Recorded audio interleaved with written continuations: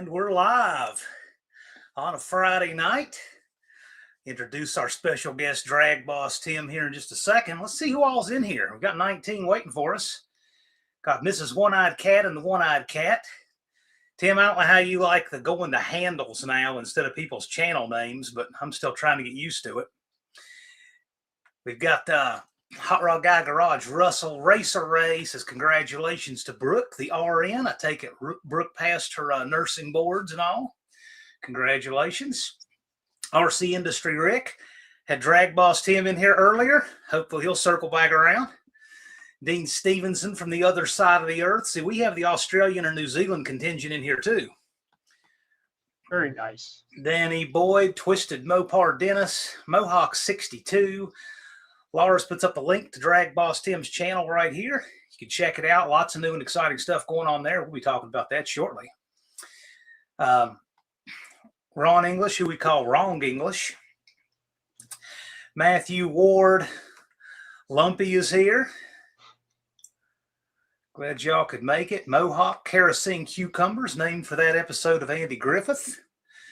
Vintage Adventure drives Tanner. Now, Tanner, by the way, I've got socks older than Tanner. He's like in his early 20s, and Tanner does not own a vehicle made in this century. He lives the old school rustic analog life. Nice. We've got Dr. Go here, Turbo Tom, Slant Daily Garage, Professor P.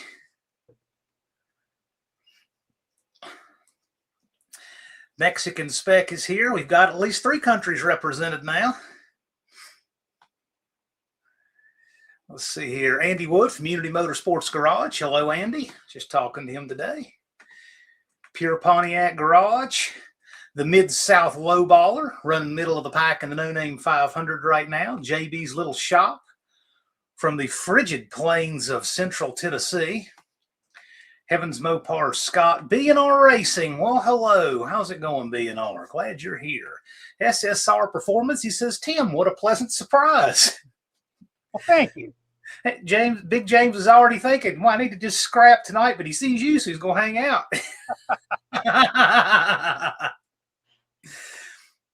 And Dallas Brown, president of the American Hot Rod Association, got you on the big screen. Well, thank you. Well, thank you all for all turning out. People are still filing in here. You know, as you know, I've been trying to do some interview style live with some people from our community whom we know because, yeah, I've talked with several of my friends that we see these folks who have a YouTube channel, and it's just a snapshot of the stuff we've done in our lives, right? Like, I mean, Dallas has done way more that's been on YouTube. All of you guys have. And sometimes we see things on the channel that say, man, I bet that was cool and that was going on or whatnot. And so DragBoss Tim is one of those guys. We see the Cougar, we see the pictures, we see a lot of cool stuff you have going on now, but you're a guy that's got to have all kinds of cool stuff going way back. And so I thought it'd be pretty cool to do some interview style stuff like we did with Ron Ward and Deke. And now we've got DragBoss Tim. So this is just a chance to find out who Tim is. I'm a pretty simple person, my friend. Well, I mean, just start with what you got going on today. I mean, you've got quite an empire going on over there. 30,000 subs now. And I remember you saying you wanted to hang it up at 10,000. Could you have imagined a year ago you'd be at 30,000 right now? No. You know, I gotta give some credit where credit is due. And Darren Morgan, when he came on board, he brought a lot of knowledge, a lot of things that I didn't know about. And by bringing him on, you know, there's a whole nother following. It's kind of like Andy with Vizard. Yes. You know, Vizard's known in the automotive world, and he's written books. You know, in fact, there's a couple over here. And Darren has been in the same league, so to speak. You know what I mean? Presentations, schools, that kind of stuff. So when I met him, I got screwed over on a deal, actually, on some cylinder heads. You know, I got screwed over on a motor. And I'm the kind of guy that I don't get mad. I just walk away. You know, revenge isn't me. Nah. You know, what goes around comes around. I always feel that way. So I left. And I had these cylinder heads that were half done. And I'm like trying to read about how to do them and all that. And I had heard about Darren Morgan through the guy that was doing my cylinder heads. He was a buddy of Larry Morgan's. So I just did a search. I found his name. I called up Rear Morrison one day, and I ended up talking to him. And he said, email me some things. And I sent him some email and pictures. And he said, just send them to me, and I'll take care of them. So I sent them to him, and he took care of the cylinder heads. And I had another set of cylinder heads, AFDs, Airflow Dynamics, an Australian cylinder head. So he ended up doing those for me. And then it seems like the people that I come in contact with, it always seems to be some kind of medical issue because of my career. And then I end up finding something out or help them somehow. And then you become more of a friend than, the head porter or the machine guy. There's personality to it. And I think that's important. And so he's been on that side of the coin with DragBoss Garage. We started a membership there. We have like 250 members. Oh, wow. That aspect. And then I keep doing what I'm doing. But I just said, that I'm trying to do this kind of full time. I said, you know what? I got to start putting the time in. And I went to PRI. That made a big difference to get people to come in. And, when you look at those numbers, if you probably, all you guys do that have channels, you're probably like, oh, how many subscribers I got? It becomes almost a habit where you want to see, did I pick up, wow, I got 20 overnight. Where did that come from? Or you put up a video that someone says, wow, I like that. That's something I want to learn more about. So it kind of grows and it gets to a point where, it's got a presence of its own, and then you start thinking about, well, I want to make a brand. You know what I mean? I want to do something like that.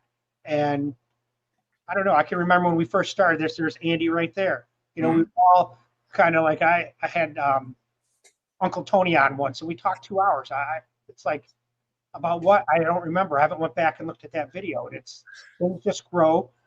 And then you get so involved with your channel. I don't watch other people's channels sometimes. I don't get a chance to go and frequent, you know what I mean? Because you're trying to keep yours going. It's like that's the curse of content creation. You get too busy to keep up with the content you came for in the first place. Yeah, you're right, John. That's exactly right.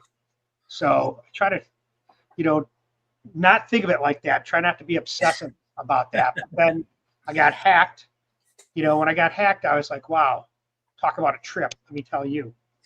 It's like your whole life is gone. You work so hard to get there, and now it's gone in a matter of 20 minutes. So then I started hitting Facebook and building that up, and I just hit 23,000 followers on Facebook. So, and I figure you got to hit the venues. You know what I mean? If you're going to do this full time, next to the Instagram, and not that I want to do all that, but I don't know where it's going. I have my own parts now that I can sell people. I just need a credit card to be able to take credit cards, and I don't know, turn it into a business.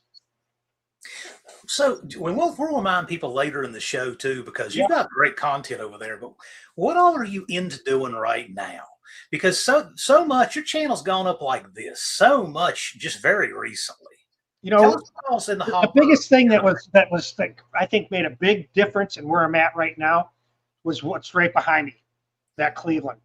When I first started this, I had got, that's how all this kind of started, is I was having all these problems, with this person. And then I ended up meeting a guy from the hospital where I worked in the ER who was a John Kazi's buddy. They grew up together. Mm-hmm. So Don Rohde, RIP Don Rohde. And I met him at the ER one day, and we got to talk about cars. And he says, yeah, I have a machine shop right down the street. Now I've been there 6 years at this place, and I never even knew less than 2 blocks away was this machine shop. Wow. So I ended up hooking up with him, and we built this engine back here. Well, during the build, he ended up dying. It's the last motor he ever built after 50 years. So it was kind of weird that we had this engine. I finished it off. We built it. I ended up dyno it. But at the same time, I was getting my car done. And my car took 3 years to get done. So I had nothing talking about everything, and I got nothing to show for other than pictures and that kind of stuff. And then once I got it into the car, it took another year to get the suspension right. I drove out to my driveway, and the tire collapsed underneath it because the Ackerman angle was wrong. Because we switched spindles right to left. Mm-hmm. You know what I mean? Yep. And it looks good. But when you go to turn, you think about how the tires lean and when they move. So it collapsed. So then we had to redo it. And that was another year. And then finally, after 5 years, you take it out. and the thing runs a 936 off the trailer, and all I wanted was a 950. And then things have been going pretty well. You know, I've been through my mishaps, broken pickup, took out the engine, you know. I don't know. Right now I'm in the, what I want to do is build the engines that I have. I got that one there. There's another one behind it that I'm building for my group. Well, it was my wife's car, but my daughter wants it. My wife's not interested in it. So I said, let's do it, Izzy. So she's 14 now. She'll be 16. She'll have a nice 69 Mustang, 600 horsepower with a G-force stick. Wow. So, you know, and that's kind of where I'm at. I want to, now this thing, the head cracked on it, so now it's got to come back apart. You know, it's always something. But that's what content's about. You know, I feel the thing that I like to do is show you guys what I'm doing. If you want to see me, I make videos of me pulling an engine out, and I don't cut a lot of it out of there. You show me putting the headers up there. You see me pulling the engine apart. It's not like, oh, there it is, now it's all apart. Oh, look at, there it is, now it's going back together. I want you to see the stuff that it's made out of. I want you to learn that kind of stuff, because that's our job. Our job doing this kind of content is to teach others, to give back what we can to them. You know, I want to make a repository of all the stuff that's why I'm collecting these people, you know, that I can do interviews with, so they can tell their story, so they can have it, so I can have a museum or a repository or a collection of people's stories. Like Darren, the work that he does. He's probably one of the top 10 in the world that does what he does. Okay. So he has no one that's doing this, that's recording this. He's never even been recording anything. And I've got a whole series on the membership. So we want to bring that to people, you know. And then it's like, Chad was there yesterday. You were there yesterday? Yes. Chad Spire. Now, I knew Chad for years, but I have only talked to him here or there.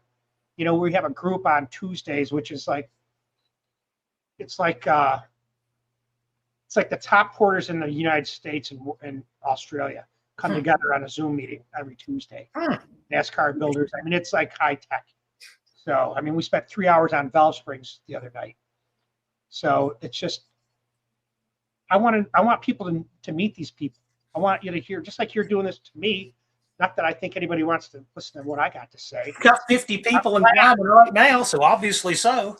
I'm flattered, guys, and I recognize the names here. You know, and it's like we're really a community, you know, that's pretty close knit. When you look at the people that I see here, you know, like Dean Stevenson, you know, Twisted Mopar, Mohawk. I mean, I know these names. I don't know what they look like, but I know the emojis and I know where they go and frequent. You know, if I go to another page like Andy's, I see the same people that come to my channel go there. It's like, you know, everyone's trying to get what they can, and I don't even watch TV. I bet you half of these people don't watch TV, you know? Hey, folks in the chat, if you want to tell him how to remedy that problem that doesn't know what any of you look like, you all can make suggestions. What's that? You know where to do that? Right here. You can show up in Sykeston. They're all there. There's not one person who's not there in this chat, I think, except for Bruce and Mexican Spec on the screen right now. But that's go to the No Name. Yeah, they're all there. That's the place. That's the meeting spot once a year. But so I'm just talking a little bit about what you're doing now. Then I kind of want to go back, you know, how we got here. It's kind of like they'll show something on a movie, then show how they got there. Yeah. I think about this in my mind. So you've recently, and I say recently, I mean over the last few years. Yeah. How did you get into, because you were doing, well, first of all, you were doing a lot of Cleveland content, Cougar stuff you were working on, right? As all natural course of YouTubers do. Yeah. Then you were doing a lot of the history and stuff, which is just awesome. All the stuff, and we both are big Bob Glidden fans. I mean, no doubt about that. And so you did a lot of the history stuff, which is great. And then how did you get? What inspired you to go to the history stuff, and then how did that lead into the interviews? And then so how to have the different phases of your channel dovetailed together? I don't know if I can put it in words, but sometimes I just start talking and it comes out. But, you know, I've always been a Glidden fan since '75. I tell this all the time. You know, when I first saw him on TV, ABC Wild World Sports, and I saw that Cleveland, and it was in a Pinto, and I was like, Jesus, man, that thing's beating everybody. And the sound of it, and it got in there. And so I've always been that kind of guy. And then the neighbor had a '68 Mustang, which was nothing special. nice wheels, duals, sounded bad. What did I know at 10 years old? But I got to go over there and hang out. You know what I mean? The guy up the street had a Hemi Super B with a 4-speed. Oh, wow. The guy further up the road had an LT1 Vet, a 70. So there was a lot of muscle cars on my little Washington Boulevard in Oswego, New York. And that kind of ingrained it into me. You know what I mean? At 10. And then you get into lawnmowers and all that kind of stuff. But when I started YouTube, I didn't have a lot of content other than the Cleveland that I've been, I still have my first car since I was 16. That's the Cougar. I've been racing Clevelands probably not since I was 16 because that had a Windsor in it and I beat on that for a while.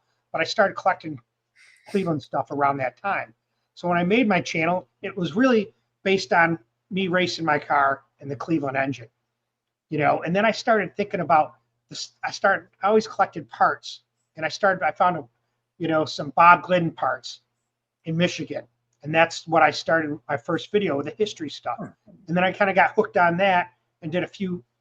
I found out that Glidden, I was just looking at the picture, why he was faster than most other people, because what he did is he took this Cleveland head, put it in an oven, heated it up, and he welded the combustion chamber up just like modern day now. He did that in 75. These pictures are from 75. And I zoomed in, and from the Peterson Museum, and I zoomed in, and then I saw the combustion chamber and recognized, hey, that's a modern style combustion chamber. That's what he did. That's 30 foot-pounds of torque right there. So I started doing all those kind of, the pro stock stuff and, Mopar. I mean, I'm a Ford guy, but if you really want to appreciate the automobile and the engine, you got to love them all. I agree with that. Fords and I race Fords, but I mean, there ain't nothing better than a freaking Hemi Cuda 71 with a shaker scoop. I mean, come on, Yeah, I can go with that. Or a Vet, a 65 Corvette. I mean, they have that look. So you got to love them all. And I went through the pro stock, and it's still my forte. I still love it. I mean, I'm sitting over here in the corner is Bob Glidden's tunnel ram from his 79 Plymouth Arrow. Wow.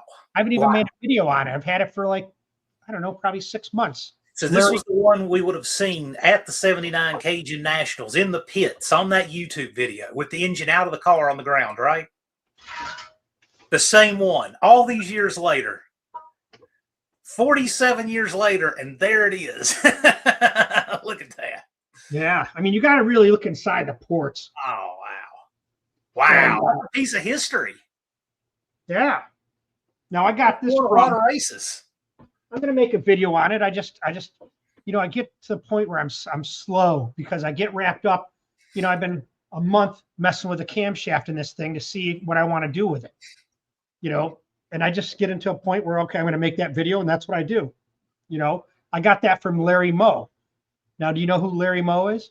I have heard that name from your channel, but I don't know who he is. Yeah. Now he's in Louisiana. He's like one of the big porters from way back. Mm-hmm. The guy makes, Pipe Max. Oh, okay. Yep. Okay. Now he knew Glidden. He bought Glidden's 79 I think it was a 313 or something, or 331 or something. Small inch Cleveland? No, Mopar, man. Oh, you're talking about the AHRA engine. Yeah. Okay. So, and he bought that engine and he sent me pictures of the heads. Oh, wow. He still had the flow numbers from them, and we made some videos together. And he said, hey, do you want that tunnel ram? And I'm like, yeah, I like that kind of stuff, So I'll make a video on it, and if someone wants to buy it, I'll sell it to him. Well, the guy that has Bob Glidden's car, I've offered it to him, and I don't know if he wanted it. He said he'll get back to me this year. Wow. So I love that kind of stuff. I have all these. I haven't even made them yet. I have all the pro stock cylinder heads of the AMC cars, pictures of them. You think Cleveland's were modified? You should see the AMC stuff. So I knew that was coming. Yeah. Andy's interested in that intake. I got a nice pro stock magnesium Hemi tunnel ram. It's like brand new. Wow. Wow, that's so cool. And right now you've gotten into the interviews. Yep. So you got Warren Johnson on there, and that was interesting because you hear a lot of tales about him, right? I mean, you just do. And he it's interesting because I've actually been to his shop before, and it's kind of low key, and he's I don't know if he's secretive for the purpose of being secretive or secretive to make you think he's more secretive. I don't know which it is, but it's his shtick, right? I like it and I respect it, but he's got quite a personality. So tell us how that worked out. And here's again, I had a subscriber. A lot of people hook me up. They give me a number, and then it's up to me to make phone calls or get a hold of him. Like I was called him, but he was too busy. David Rear today to talk with him. I've talked to him before, but I want to get him on. And Brent Hayjack, I got his number. I got to call him this weekend sometime. You know who he is? Big car collector. I've heard the name, but I'm not plugged into this social circle that you are. But he's in Oklahoma. He has a huge collection. You can look him up or whatever. But so a buddy of mine, Jeff, hooked me up with Warren's number. And one day I called Warren, and he's like, "Yeah." And I said, "Hey, I'm Tim Halstead and blah, blah, blah." And he's like, "Yeah." I said, "Well, I'd like to talk to you because I'm busy right now." I said, "Okay." I said, "Can I call back?" He goes, "I guess." And just like that. And I'm like, "Fuck you, buddy." That's what I felt like saying. You know what I mean? I was like, wow. And I met him in 1998. And I moved to Columbus from New York to do surgery. I did heart surgery for 13 years. Wow. And I worked in Columbus. And I went to the nationals there, spring nationals, I think they were called. And I met Warren Johnson there, and I walked up to meet him, and I had his card sitting right over here, and I had him sign it. And I was telling him about my buddy racing the Olds and this and that. And I said, "I'm a Ford guy." He just looked at me and turned around and walked away. When I see him at the trailer, and I'm like, "Oh, he must be getting a T-shirt or something for me." I'm standing there waiting. 3 or 4 minutes go by, and I'm like still sitting there, and I'm like, now he's going over to here. I'm like, "That guy ain't coming here. Jesus, forget him." And I left. So I have a bad taste from that time. Then this, so I called him back. I noticed he was up early. He works 7 days a week. Wow. He works 12-hour days, except for Sunday. He works till like 4. So I called him up, and he said he had a minute, and I started talking to him. And then it's always about health with these guys. It's something that, he had heart surgery, and he told me about it and was having an issue. And I said, "Well, you got to do this, buddy." Blah, blah, blah. He's like, "Okay." So we kind of had that. See, I know something that Warren Johnson doesn't, and that's medicine. Okay. He doesn't know that. So he thinks he knows everything. And if you're watching this, he'll be like, "You little bastard."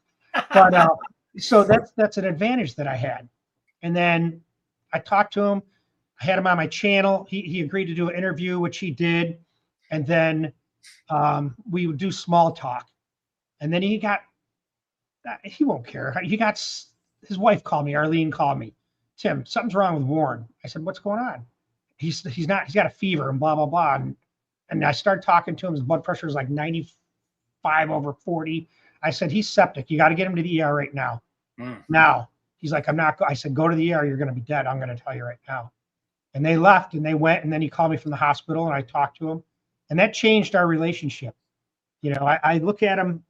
I'm honored to know him, and because I can call him anytime, and we'll sit and shoot. We talk for an hour or two sometimes.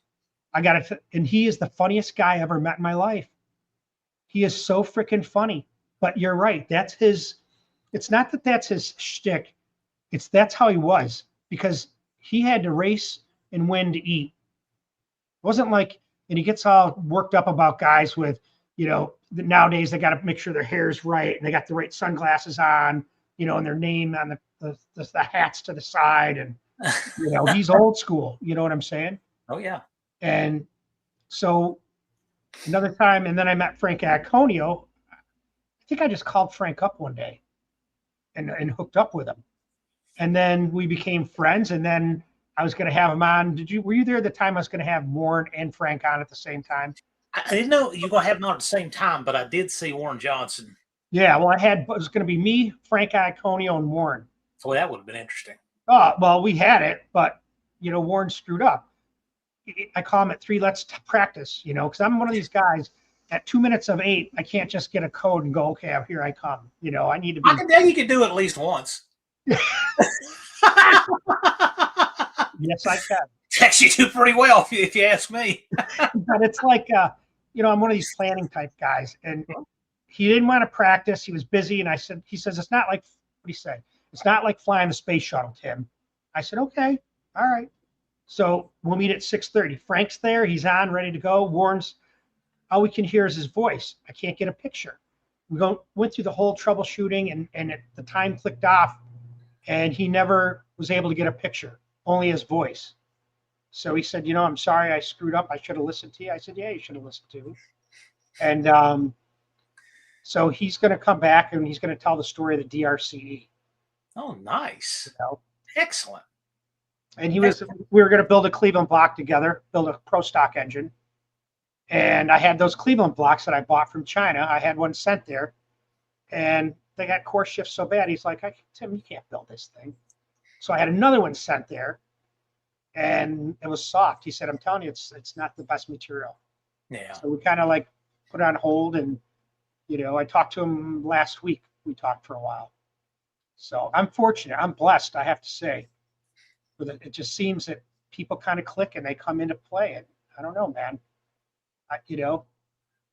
I like that interview because I like to learn about people, not just about engine parts. And I like to know where people came from. I see Jeff Ott on here. Now, I never knew him from nobody. But then we started messaging back and forth, and then we started talking about things. And you find out you have a lot in common, that we think the same, airflow and cylinder heads, and we like to race and all that kind of stuff, So it's weird how this channel has evolved from me wanting to show my car. Then it's kind of like a video diary for my kids. Then pro stock stuff. Then the racing stuff more in depth. Now cylinder heads, the interviews.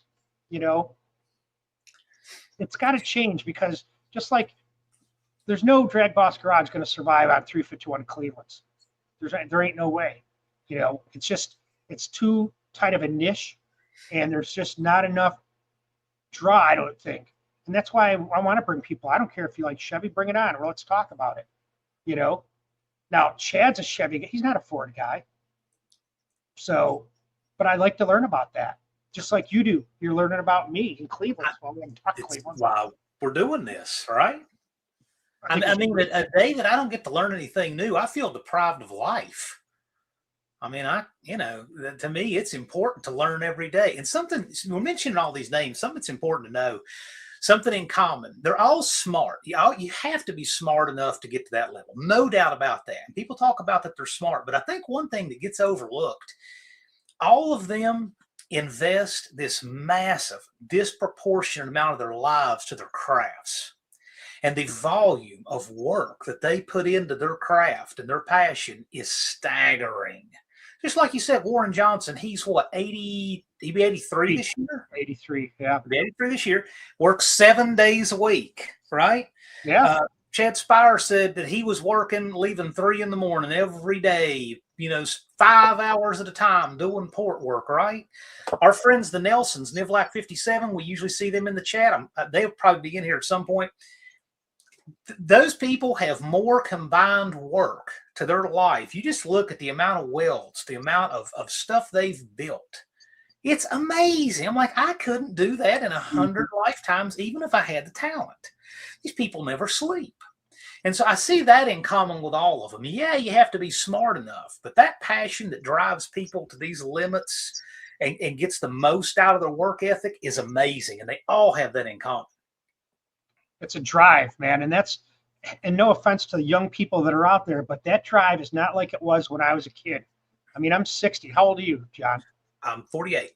48. So you're a youngster to me, And I think that the generations now, and I see it in my own kids, I'm pretty rough on my kids to the point where, I want them to, I just don't give them money. You want something, you work, you earn it. At 10 years old, I was making $100 a week. Cutting lawns. I worked for a restaurant, cleaning up garbage in the parking lot. I mean, I worked.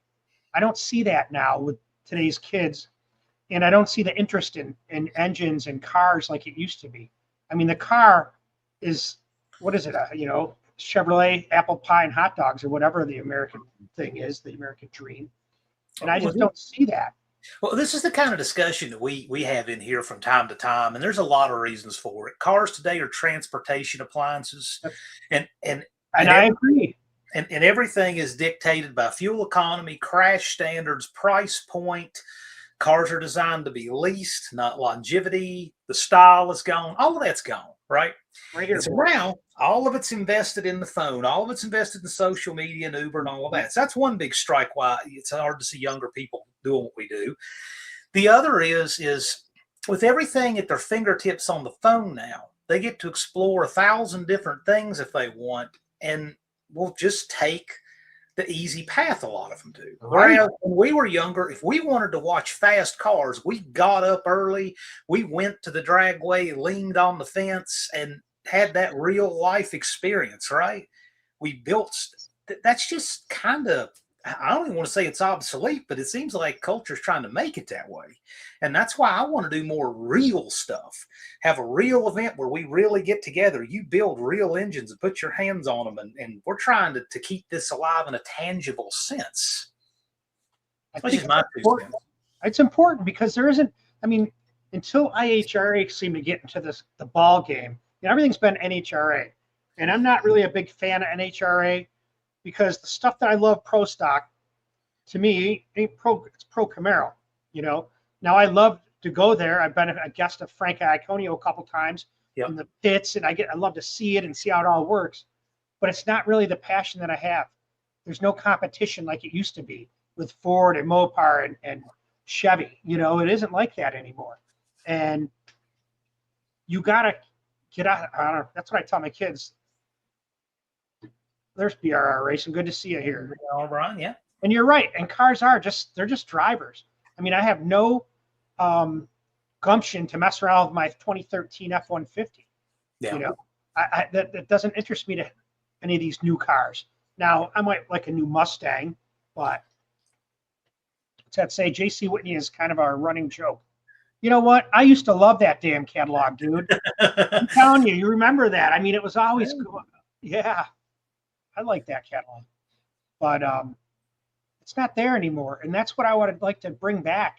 Get these people, kids interested in them. You're probably your youngest guy on your channel right now is probably. Dakota here, I think, is born in 2004. He's the youngest I see right now.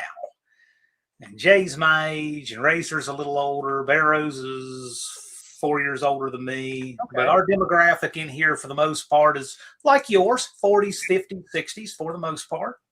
And when you look at your channel analytics, you see the same thing. When you look at the ages, the biggest part is 45 to 65. That's right. That's exactly right. And it was at one time I had only 1% female. Now it's like 8% or 10%. Yeah, I can name all the females just about.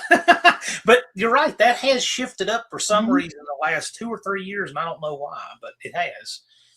And with the advent of all this social media and how easy it is to your fingertips to see it, now we are in the time right now, you and I, to make our mark. You know what I mean? We're going to be, what do we got? 20. I always said this to you. I got about 10 good years. Yeah. You remember me saying that? Yeah, I remember you saying that. And your builds you want to do? Right. Yeah. Yep. And really, that's all I care about doing is doing the rest of my builds and whatever. I don't know where it's going. God will guide me and open the door that's the right door. That's how I look at it. It's going to go where it's going to go. You make the journey right, and the destination is going to be the best it can be. Mm-hmm. People who just hone in on that destination usually get upset because they never make it. People who make the journey every day count going somewhere better, they usually wind up being in a better place they thought they could be. Right. So, I mean, that's just a thought. And when you give up, it's usually, you're never going to know if you give up. There's Jeff right there. Hi, Jeff. And Doug Polly. Yep, I know that. Grumpy's Vega. This guy right here has a blown Belvedere that may be in Sykeston this year. That's what we're hoping to see. We got all kinds of cool stuff. I'm telling you, nothing like a blower car, man. I know it. I know it. I love it. I love it. You gotta have at least one blower car running around the pits to make you feel alive. Yeah. But you're talking about, younger and a little bit what's different today. Well, let's go back in time. You were born in 65, right? You said you were 10 and 75. Okay. Mm-hmm. So what was it like before anybody ever called you Drag Boss? How long have you had that moniker? Is that just for the channel, or is that no? I've been Drag Boss for, back in the day before all this stuff. we had message boards. You guys know them. I have my own website, which was the Cleveland 351c.net. And that's an old message board. And now I own it, I guess. Todd Fuchs gave it to me. So I put a lot of my stuff on there. But we had message boards, Speed Talk, and Yellow Bullet, and all these different places. Yeah. And that's where we would go to learn and do stuff. I mean, back then, you couldn't even, this is like 90. Well, I built my first stroker Cleveland in 98 when I met Calvert. So right then is when I kind of started getting into the internet. Was just kind of coming around for, I think about 95. I remember when I was in college, it was coming around. Wasn't that great, dial up and that kind of stuff. But when we had the message boards back then, 30 years ago, that's when I started DragBoss. I always loved Boss 351 Mustang, the Boss. Oh, okay. So, and I drag race, so I the DragBoss. You know what I mean? Okay. Not drag queen. Okay. So that's where that comes from. Comes from the Boss Mustang. That makes sense. Yeah. Just the Boss. I love that the way the letters are. That font. Boss 302, Boss 429. I don't know. Just stuck, huh? Yeah. Yeah. So tell us about your early hot rodding days. How old were you when you just said, so you told me at 10 years old, you just loved this stuff, right? And I was like that too, man. When I was a little kid, I just loved it. I loved cars. The earliest thing I ever remember, it was 1970, so I was 5 years old. My dad, I grew up in the military. My dad was a military man, 3 wars. And when he was in Vietnam in 70, from 70 to 72, we lived on the base. And he had a buddy that was there and used to check on my mom. But he had a Shelby Mustang. I remember it was like a green convertible. And I remember getting in that car. It had the roll bar on it because I got to get in the back seat and hold on to the roll bar while we drove around. We didn't wear seatbelts back then. Right. So I'll never forget that car. The way the exhaust came out, it was like 2 duals right here out of the center of the bumper. I can still hear it in my head. So I remember that stuff back then. And then we moved around. And it wasn't until 75 in Oswego, New York, where all those muscle cars were. And we lived, there was a super speed, well, it wasn't a super speedway. It's called Oswego Speedway. They had super modifieds. So those cars were all big block Chevy, fuel injected, run on alcohol. And my dad knew the owner, and my brother worked at the restaurant that was there. So we used to go there every Saturday night and watch these cars. And it was like the smell of methanol in the air when you're, 10 and 11 years old, and the sound of a injected big block Chevy. I mean, they just scream, the engine's off to the side, and they're just, and there's a lot of dirt tracks in there in upstate New York. I mean, there was 3 tracks within a 50-mile radius. It was big. Racing was kind of big in that area. We had one drag strip called the Swamp, Cicero, New York. It's still open. And I started racing there when I was like 17 when I made my first strip, passed down the strip. Okay. And, but it was all that point in time. And I was a mechanic before I went into medicine. In 9th grade, I said, I don't need any math. I'm not taking math for 10th grade. I'm going to take diesel mechanics. And I took diesel mechanics at a BOCES program, which is like I don't know if it's what they have where you live, but it's like industrial arts off the school grounds. You could do paint and body, restaurant stuff. It's for people that didn't want to go to college. Yeah. So I did diesel mechanics for a couple of years, and I didn't really enjoy it that much. Stuff's big. It's hard to get your hands clean. That diesel fuel stain and the smell. So I did cars. I worked on cars until the 80s. Right when the computers were coming out and fuel injection was coming out. So that would have been 85. Because a Chrysler 2.2 was big head gasket problem. We would get a bunch of them in. Right. Tie belts, head gaskets. And so it was either you go to school for that or you do something else. And I went and did something else. But I always loved cars. My first car was occupational center. There you go. That's what they're. Yep. So I've always been a mechanic. I've worked when I went to college. I worked at 2 different garages. One was building transmissions and one was doing regular general service work. And I could go there in the weekend and work, go there at night, whenever, and do jobs. There was always a little list to do. I mean, that's why I built my own transmissions, because I worked at a transmission shop, you know. And did you build transmissions? I love transmissions. Mhm. I'm a transmission enthusiast. I mean, I used to be able to do C4, C6, Turbo 350, 400, 727, all of them. You Yeah. know, I don't think I could do it. I mean, I could probably do it. You I could just don't, do it. You just did a C4. It's a lot like a torque flight. I just don't, you know, people said, oh, why don't you build me a transmission? I don't have that confidence. Just like building engines. I took one engine job that's way in the back that somebody wanted me to do. And I said, all right, I'll try it and see, you know, because I've built engines, but I never to the degree of measuring, you know, I'd go to the machine shop. Yeah, bearings. Oh, it just takes standard bearings. Okay. And I'd put the bearings in. I wouldn't even measure it. And I would just start racing, you know, and if it worked out, great. If not, it wasn't good. But I never did that. I never degreed cams in. I never measured bearing clearance. I never did my own head work. But I want to. I learned that stuff. You can too. What led you to make that big change from working on cars to the medical field? That's a big change. It's really easy. You know, what was I making? A garage? I was just looking at that. In the transmission shop, I made $10 an hour. So that was like $300 a week or something like that I would get. I mean, that in 85. Yeah, wasn't much money. Yeah. And where am I going to go with that? Tired of busting my hands and being dirty. So I got an opportunity to go to school, and I went to school and I became a surgical tech. So I worked in the operating room, handing the tools, setting up the instruments, passing the hemostat, quick, you know, needle holder or whatever. And I did that, and I'm like, I don't want to do this. I want to be a doctor, you know.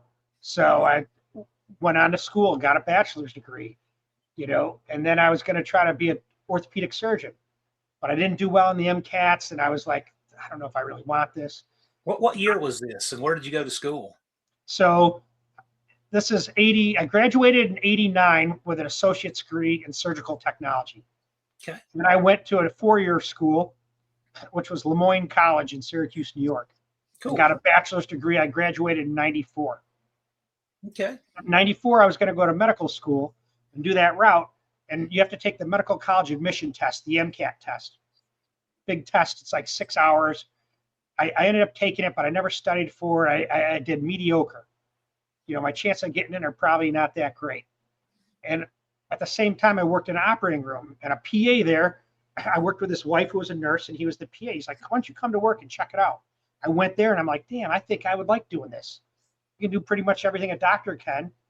You know, I said, okay. So I tried to get in PA school at least 2 years, and I couldn't get in because at that time, they only took, you know, out of 10,000 people, they took 25 people. Wow. Yeah. Yeah. So I ended up starting a PA program with my biology professor at Lemoyne College. They said, why don't we start our own program? And she's like, okay, let's do it. You created your own opportunity right there. Right. Wow. Yeah. So I That's started impressive. with my biology teacher. I mean, I didn't do the whole thing. It was a whole team effort. But I worked in the operating room, so I got a lot of rotations for the kids in there. You know, and there was a class of 32. And I graduated in 98. So I started PA school in 96. Then it was 2 years full time. In 98, I was a PA, and I went and did heart surgery for a year. I went to Columbus, Ohio, you know, and I built my Cougar with a Stroker Cleveland because I had the money then. And I worked there for a year doing cardiac surgery. And this girl I was with was in New York, and I ended up driving back and forth. So then I moved back to New York and did orthopedic surgery for 2 years. Started a practice with a doctor who's still in practice, still my friend. And I ended up going back to Ohio to the same cardiac practice. Worked for them for 3 years. Then I went to a different practice. 13 years I did open heart surgery, lung surgery. And then I got tired of that and went to work in an emergency room. And then I worked in the emergency room for 10 years. What's a PA? Physician assistant. You should know that. You're in the Navy.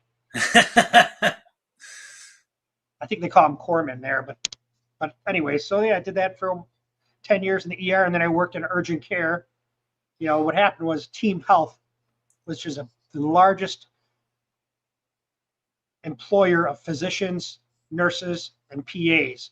They run most of the ERs in the United States, big majority of them. They're like BlackRock. You know what I'm talking about? Yeah, yeah. They're like a private equity, but they're a big private company, and they come in and take over the hospital and take over the ER job, so to speak, fulfill the contract for that hospital. Well, they came into my hospital and they took over and they fired everybody. So I either had to find another job. That's when my channel really started taking off, because I was going to try to do that. And then the hospital had urgent care. I worked there for 3 years. But, you know, at the hospital, it's like urgent care is like, it's boring, you know, going from heart attacks and strokes and all this trauma to the cough and cold. I get bored, but then I would work on and do all my YouTube videos there, edit them all while I worked, you know. So, and then I just decided it's time to take off, man, and do it. You know, if you don't do something, you're going to regret it. One day you're going to say, what if? And I hate that word, what if, because it shows that you don't have any confidence in yourself, you know. If you do it, you might regret it. If you don't do it, you will regret not doing it. Right. You'll never know. Because you'll never know. Never. And that's why I said it's a leap of faith. It's either going to work or it ain't work. Right. And if someone has that moniker here, I don't know if they're on your channel, but it says it's either going to work or it's not. Yeah. It's going to work or it ain't garage. Yeah. I think I've seen that. You see that. And that's where I'm at. And I decided to make it into a business. So I did that, and I got, you know, through Nichols Performance, I can sell parts just as cheap as Jegs or Summit, or at least right on their number. And I don't know what to do. No one tells you this. If I have to say anything, you and Andy kind of helped me the most in like this live chat business, because I didn't know. You're the one that told me about StreamYard. I didn't know about StreamYard. I didn't know how to do any of this. And you do great. You know, you run a great stream. Well, thanks. I appreciate that. You know, it's. I think it says, I'm sorry, Tim. I've always been in the socialist medical system. You don't have to apologize for that, brother. But I don't know. It's like some people can. You're probably one of them too. Like, I can go into a room. I'm not afraid to talk in front of 30 or 40 people. I've people. spoken to a group of 1,000 before. You can talk to 2,000. It doesn't matter to me. It's like an adrenaline rush. It's like drugs, kind of. Before I get on the air, I'm like, you know, my fingers are sweaty, my heart's racing. I like that feeling, that adrenaline. It's like jumping out of an airplane. And once it's a dozen people or more, it doesn't matter. No, it doesn't matter. And you know what? You got to know what you're talking about, though. If you know what you're talking about, then people want to hear it. They're interested too, because you have, you know, enthusiasm in your voice and inflection, and you want to grab that audience. Just like these guys. How many people are on here now? 40? 56. Last night we had 200 to hear Chad. I mean, that's probably the biggest live chat I've had, you know, and that just goes to show you that guy, you know, he has a good following, you know, and people want to follow, or they want to watch someone that's interesting and they're going to learn. I always say, always seeing and learning something new. And I think that's important, at least for me and my channel, because I want to show you something you've never seen before. Well, don't sell yourself short. You're the Pied Piper that brings these guests in. So they take a leap of faith on you, even if they haven't heard of the guest. The Pied Piper. That's right. I like that. But see, I haven't shut up since in 49 minutes. I haven't stopped talking. No, I mean, listen, hey, the floor is yours. That's why we had. You're supposed to ask me the question. Yeah, well, I am. And that's how you got into medical, right? Yeah. You've been balancing your time doing that. Like you said, it gave you opportunities to do video editing, obviously time to race, time to work on the car, this kind of thing, right? 28 years, yeah. 28 years. And you just decided, and this is something nobody does. You're like that guy that nobody does. I'm going to do this instead because I just want to pursue this and need to give it full-time effort. Is that you just wake up one day, or? It's probably been something, you know, since I had that epiphany when in 2023 that ER group came in and we went to a meeting. I can tell it now because I don't work there. They brought 10 of us into a meeting room with a big video screen with Team Health on the video screen. And within 8 minutes, I lost my job of 10 years. Everybody in the room lost their job. 10 minutes, gone. And at that point in time, I said, I got to do something. And that's why I started. I have another channel, the PA channel. Now I started that and I put a couple videos, but now I'm just getting back into it again because I couldn't show, I can now, but I couldn't show all the stuff I've sutured closed, eyes and fingers on and all kinds of stuff. Oh, wow. You know, I have all those fractures and brain tumors and all this stuff that I want to present and teach that on another channel. So 23 is when I started thinking about it. And then the way everything's been going on here and with the membership and everything like that, and it's growing, it's like, well, I'll tell you, Warren Johnson told me one time, he said, you know what, Tim? He said, just like I just said, you never know if you don't try. He said, when I went out in business, he said, I told myself I need to make, I don't care, I'll say it. No one's going to hear it. I got to make $1,000 a day. And he said, you know what? Damn right I did. And that's what I had set my sights on. And that's how I did it. And I keep that. That was my goal, you know, and mine is time. God gives us time and it can be gone like that. I've seen so many people die like that. Mm-hmm. You know, they think they're going to work. And now I'm seeing them with their arm cut off after they get in a motor vehicle accident. Mm-hmm. And I'm trying to stop the bleeding and they're in cardiac arrest now. And I'm trying to get their heart going. That guy didn't know that was going to happen to him. We don't know. We could die tomorrow. Yep.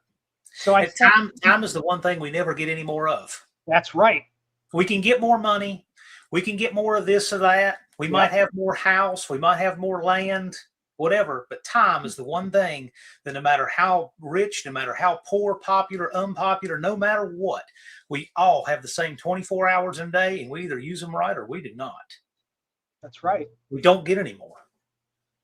That's it. You get one chance, man, on this big blue ball. And I tell my kids the same thing.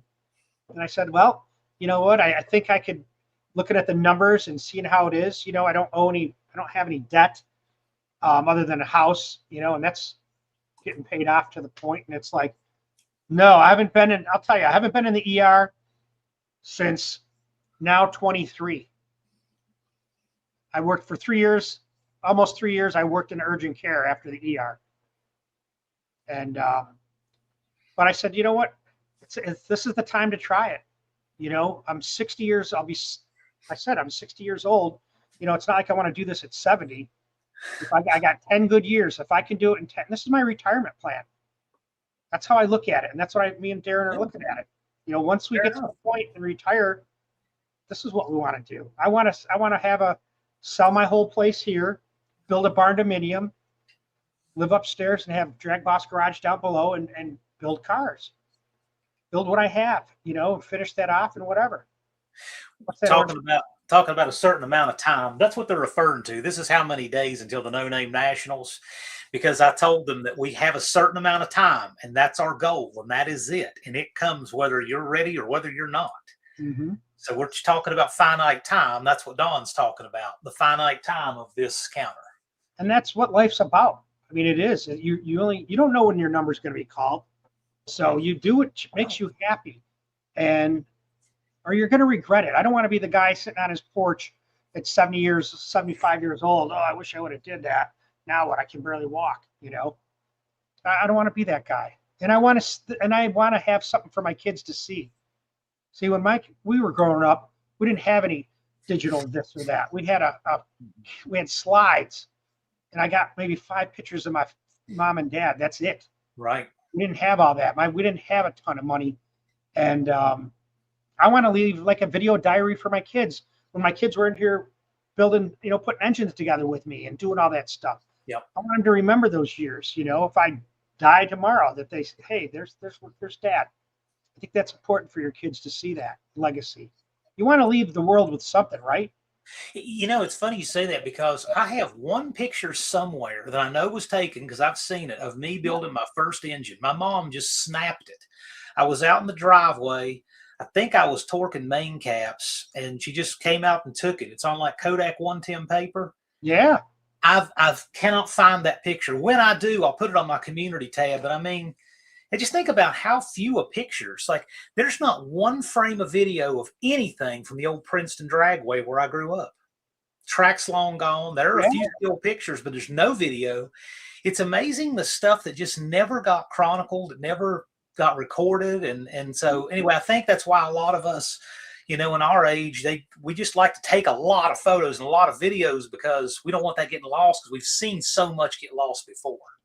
It's all gone. Yeah, I got, like I said, 5 or 6 pictures, and I was looking for it, and I just found it a little couple minutes ago, like the pictures of when I did my first engine with my dad, Cleveland, you know, and putting the engine in the car, in the Cougar. And, you know, I recorded when I went to start it up with a tape recorder so I could record the first sound. I don't know where the tape is. It's probably somewhere here. But those are the memories that come that I'll never forget, you know. And I don't know, it's just, I go back, I think as we get older, it's enjoyable to me, almost cathartic, to go back to 1975 when I was 10 and 11 years old. I enjoy going back that in my head and thinking about, oh, I remember that car. I remember doing this then. And I remember where we lived there. And that I grew up, I had a lot car, a 66 Rambler, 3 on the tree. And that was, we had 5 acres. We lived on a farm. We had 5 acres. That was a big field. So I had a lot car. That's how I learned to drive a stick. So I could go out there and go crazy, spinning around 50 miles an hour. Well, yeah, I mean, I would spend hours out there burning that 199 up, you know. And we have other guys probably had lot cars. I mean, that was fortunate to have that, you know. Dr. Go says he wants to thank all of the folks like you and others like Brooke, EMTs, nurses, and doctors. He almost lost his life 4 times with 10 surgeries, 18 broken bones. Mm-hmm. Thanks to God, people like you. Well, thank you. I appreciate that. You know, I've seen a ton of trauma in the ER, and it's and people, you see the real side of life in the ER. You know, people, you've seen TV shows on it and all that kind of stuff. The stuff you see on the TV show, if it's real, and it's more than real, because you're seeing people at their best and their worst. You're seeing what society's really like. You know, we think we're good and upstanding people, and we are in the scheme of things. But there's people they're evil, dude. And it's like, how do you even do that? See, I was born with a conscience. You know what I mean? I don't drink, I don't smoke, I don't steal, I don't lie. You know, simple things you would think. Right. But that's not how the majority of the world out there sees it, you know. Andy's got a burning question here. Mm-hmm. Wants to know if you're going to make it to the No Name Nationals to hang out with us in 2026. I figured somebody'd ask you eventually. We'd all love to meet you in person. Yeah. You know what? I told my daughter about it. She's like, yeah, let's go, Dad. And I said, well, the engine's sitting right back here, and the head's cracked, which has got to be fixed by Darren, which isn't a big deal. And I'm going to tear it down and look at it. But I don't see why I couldn't try to go out there. It's a lot of fun. What I do. I'd love to be able to, you know, that's one of my goals. And we have a world-class announcer, Mr. Ron Ward, who is in the chat right now. Good evening. He is the best. He is the voice of the No Name Nationals. But, you know, we'd all love to see you there. It's just a lot of fun. It's like a family reunion, except you actually want to see everybody there. And, just lots of cars and fun, big burnout contest and debauchery. Yeah, we'd love to have you if you can come out. Well, thanks for the invite. I'll have to see how things go. But, yeah, I would like to do that. But I know one thing. It's in, and they're all going to like this, it's in 236 days and 3 hours exactly. Ready or not. David Balford may be there. We'll see. It's always dependent on your car. With him. Your car, you said? No, David Bizard may be there. Oh yeah. Andy's registered. He's registered to go. A lot of these folks are. So it's just the time we get to see everybody in person. Now, what about your hot rod? What's that? What about the hot rod that was down the street from when you were growing up? You said you used to play all the time at the gas station. Where's that going? So he's talking about my Dart Sport. I managed to find that car and buy it. But right now, I have a house I've got to get sold and one I've got to get rented. And they're killing me. It's just me by myself. I've re-injured my knee. People tell me I need an MRI. I don't know. All I know is I can hardly walk. I got to get that one house sold. I got some projects need to get done, need to get it sold, need to get another one rented. And then it's going to be so much easier on me to get back on my stuff. So I've got my Dart Sport. I managed to rebuild the front end in it. I've got a new transmission for it I built. So I've got a few little steps here and there, but probably in its first incarnation, I'll just throw a sluggish old 318 in it just to shake the car itself down. But really, my bigger responsibility is I've got to get some of this real estate stuff settled until because I got to do that first. That's just a matter of priorities. I can dig it. But I still invest a huge amount of time in making the party happen for everybody else. And that's really what I enjoy doing. I like this one. Call him out. Call him out. Make him put his money where his mouth is. I'm going to tell you, I know another YouTuber that wants to call you out. He says, I'm going to be curious to see if DragBoss registers. And it would be a really good race. I think your car and his car are just right on it, ET-wise. So that would be a good one. It'd be a great race. But, oh, man, don't even say that. I don't know what's wrong with mine, but it's not good. I mean, I can tell you after we get done talking, you tell me and I can tell you what's going on. And so the guys in the chat, just to tell you, and I've talked to some people like mountain bikers and some people who've had knee troubles. They think I probably have a torn meniscus, but I don't know. All I know is they saw me at Sykeston with a knee swollen up like a basketball, crawling on and off a golf cart, and I could hardly walk. But, hey, the show's got to go on. So I loaded van up with one leg. Took me all day. I got there, in the wee hours of the morning, laid down on a picnic table because I was hurting too bad to even sit. And then I still, just soldiered on, made the event happen. But it was rough. Is there trauma involved? Well, I think I hurt it mowing grass. I think because that day was okay. I was just a little hurting. And then I woke up the next day with a knee so swollen I couldn't bend it. I mean, that does sound like a meniscal tear. I mean, those usually are a twisting type injury or impact type thing. It doesn't sound like ACL. Those are usually, stop type injury. Now this one, the knee socket feels weak. And so when it kind of where's the pain? Laterally, I can feel it. Where's the pain if you push on it? Where's it hurt? It just hurts in general from the swell, and I can't bend it. Yeah, that's the edema. It's a little swollen on the outside, like this left knee, a little on the outside above the kneecap. It's swollen right there. So you know where the joint line is? No, not really. I mean, the joint line is where the femur and the tibia come together. Yeah. So on the sides, you'll feel an indentation, and that's where the meniscus is. If you go down there and push on that area and it's point tender, then that tells you the meniscus could be torn if it's point tender there. Now, the other thing that could be an issue, it's on the outside of your knee. Yeah. The other thing is LCL, lateral collateral ligament. But usually a sprain like that, usually they're going to get better in a couple months. This one got about 95% better over the course of about 2 or 3 months. And then I re-injured it a couple weeks ago, working on subflooring. And again, it was just sore that night, but I'm like, well, I've been working for 2 straight days. Yeah, but have you been kneeling on it? Oh, yeah, hurting everything else. And then bursitis. And there's another thing. It could be bursitis. Bursa are little fluid-filled sacs that cover the skin over the bone, like the elbow, where there's a bony prominence. And you can get them inflamed from that, too. But they're in certain locations. You really got to kind of let me examine your knee or see it. After this, we'll look at it. Well, I know where I'll be in September, but I've got that get better or die insurance. That. Yeah, I love how all these people. It's like everyone's call them out. Old people issues. Yeah. This is a great community, though. I love hanging out with these people on Friday, whether we have a guest or anything or not. But I don't know. I just really enjoyed this. I wanted to have you on, though, and it's just been great. This has just been so much fun. And it's very interesting. And so it's neat to hear, like, people hear you talk about the Cleveland. They hear you talk about head porting with Darren Morgan. Yeah. They hear this stuff, and then you just switch gears, talk about medical. And that's so cool how you can do that, right? I do it occasionally too. I've taught firearms professionally since 2009. Oh yeah. And so on rare occasions, somebody will have a firearm training type of question, and I'll just switch like that and talk about it. They go right back to cars. So it's interesting to see people, do the things that they do when they're off camera, Right. And so we got to hear you do that. And that was pretty cool. You're talking about this really advanced medical stuff. I have no idea what he's talking about. It's cool. I'll talk after this, but you know, we won't keep going into it. But yeah, I do enjoy that. Whatever. We can go into anything you want to. This is a fun freewheeling Friday. Jonathan Trooper, they say, yeah, you have to be. Let me tell you, if I'm not in Sykeston, it's because I don't have a pulse. Okay, I'm going to be there. It is. But so you do this stuff with. You said that you go in the medical field because it pays better.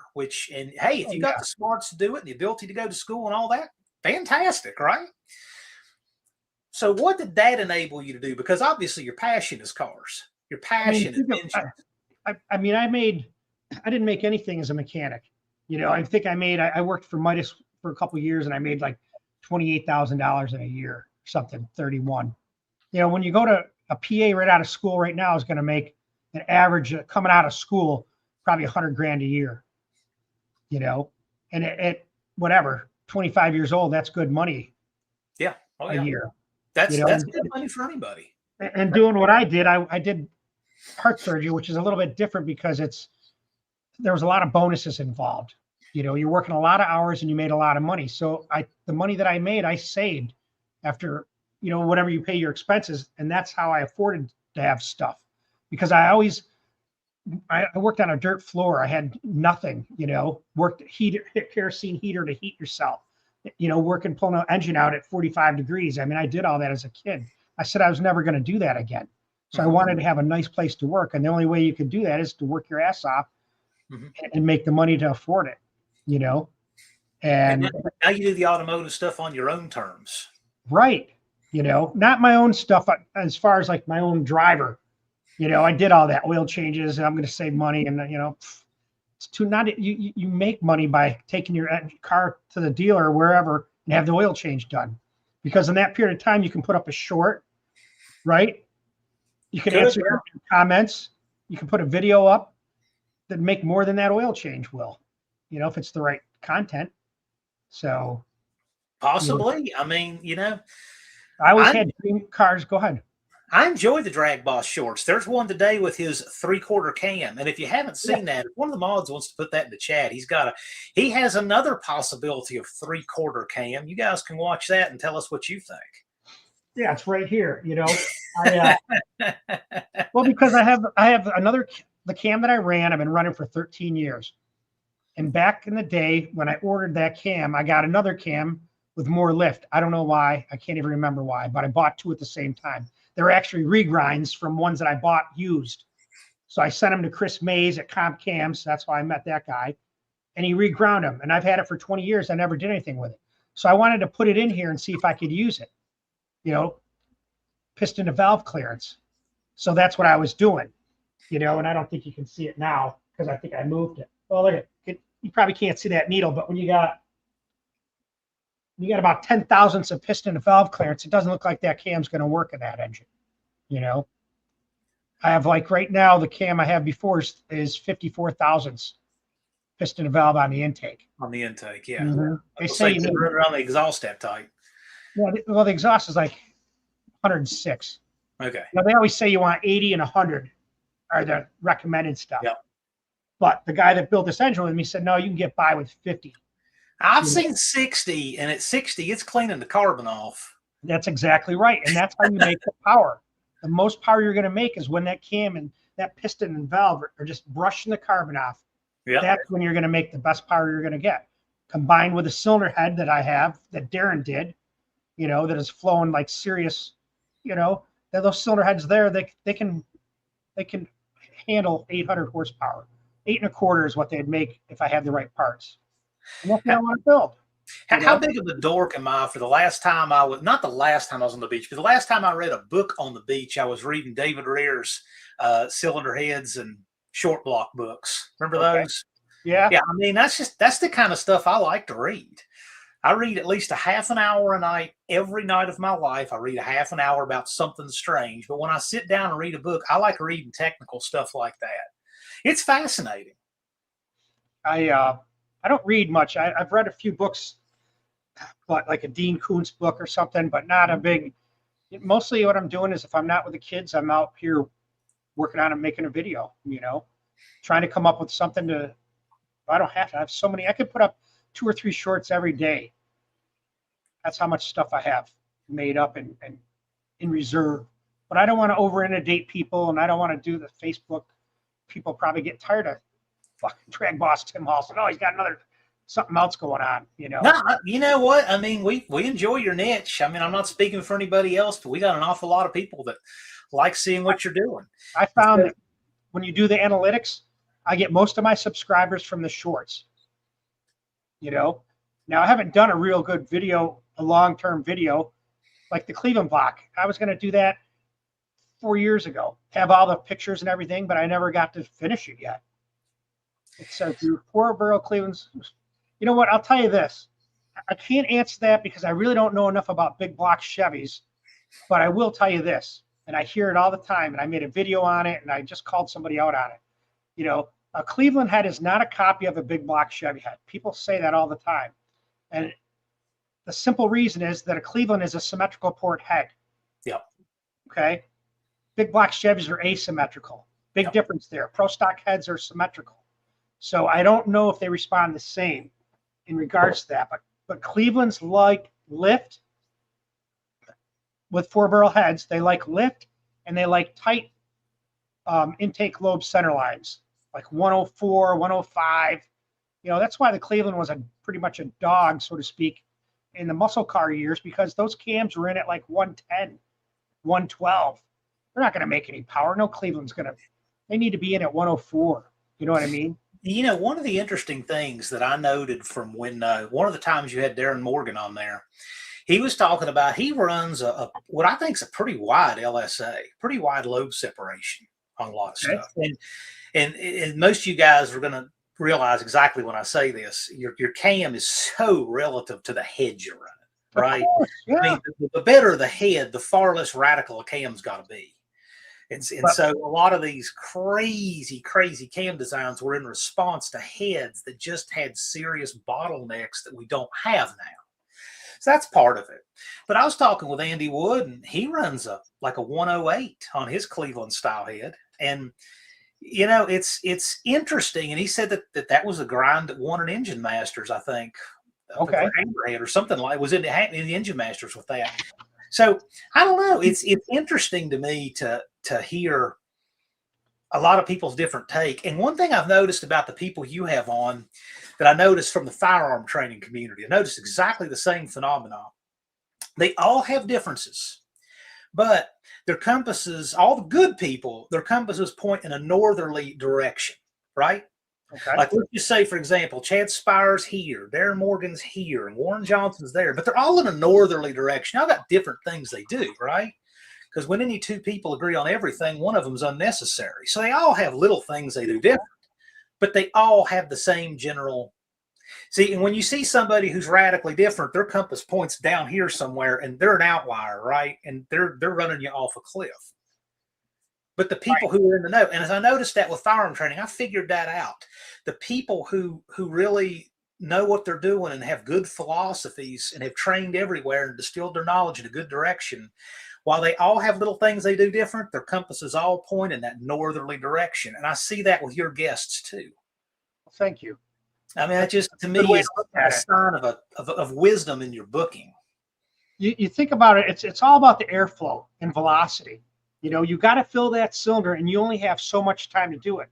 The Cleveland head has such a big port, it's lazy on the bottom. It doesn't have that velocity that it needs. In order to get it to make power, you have to start all those events quicker, earlier, advance everything. So you're starting everything, the whole process ahead of time at 104, not something lazy, something that's got small ports that you can do that and put a 110 center line in it, Like I have that engine and I don't know if I talked to you, but it's at BS right now. It's going to be done hopefully in the next couple months, actually. And it's a 427 cubic inch Cleveland, all aluminum. And the horsepower goal is 850. Now, Tony told me the other day, he said it's probably going to make more in the 9 range, probably. Now, Darren did the heads. They're the same heads as are back there. But he welded up the combustion chamber like a modern day cylinder head. Okay? That's 30 foot-pounds. The ports are flowing like I don't know what you know about flow, but these are flowing 385 CFM at 600. That's great flow numbers. 600 lift. That's unreal. It's almost 400 at 9. Well, these heads are the same thing, but with a bigger cubic inch, the better flowing heads, instead of being at a 109 intake center line, this new cam is 113. As the heads are more efficient, you can the lobe separation angle, instead of being 109 or 110, can go up to 112 or 113. Some of these pro stock things are up in the 118. That's wild. It's more efficient, and the RPM range goes up. So that's and real quick while I got this, you might find this interesting. Dallas just sent me this Dino Don's Pro Stock 351 Cleveland cam grind, and Dallas took a picture of it. I don't know where he got this. I'm gonna make sure, Dallas, make sure that's okay to show. Let me know if that's okay to show on screen. I will if it is. If it's not, I won't. But while I'm waiting on him to opine on that, they all kind of have the same cams, really. I mean, I have a couple of Jack Roush's back here. They're all probably within a few degrees to be on a Cleveland. Yep. Yeah, those lift numbers are crazy. Is he asking on this here at 800 lift? It's I want to say it's 394, I think. I got the okay from Dallas here. So here's Dino Don's cam card.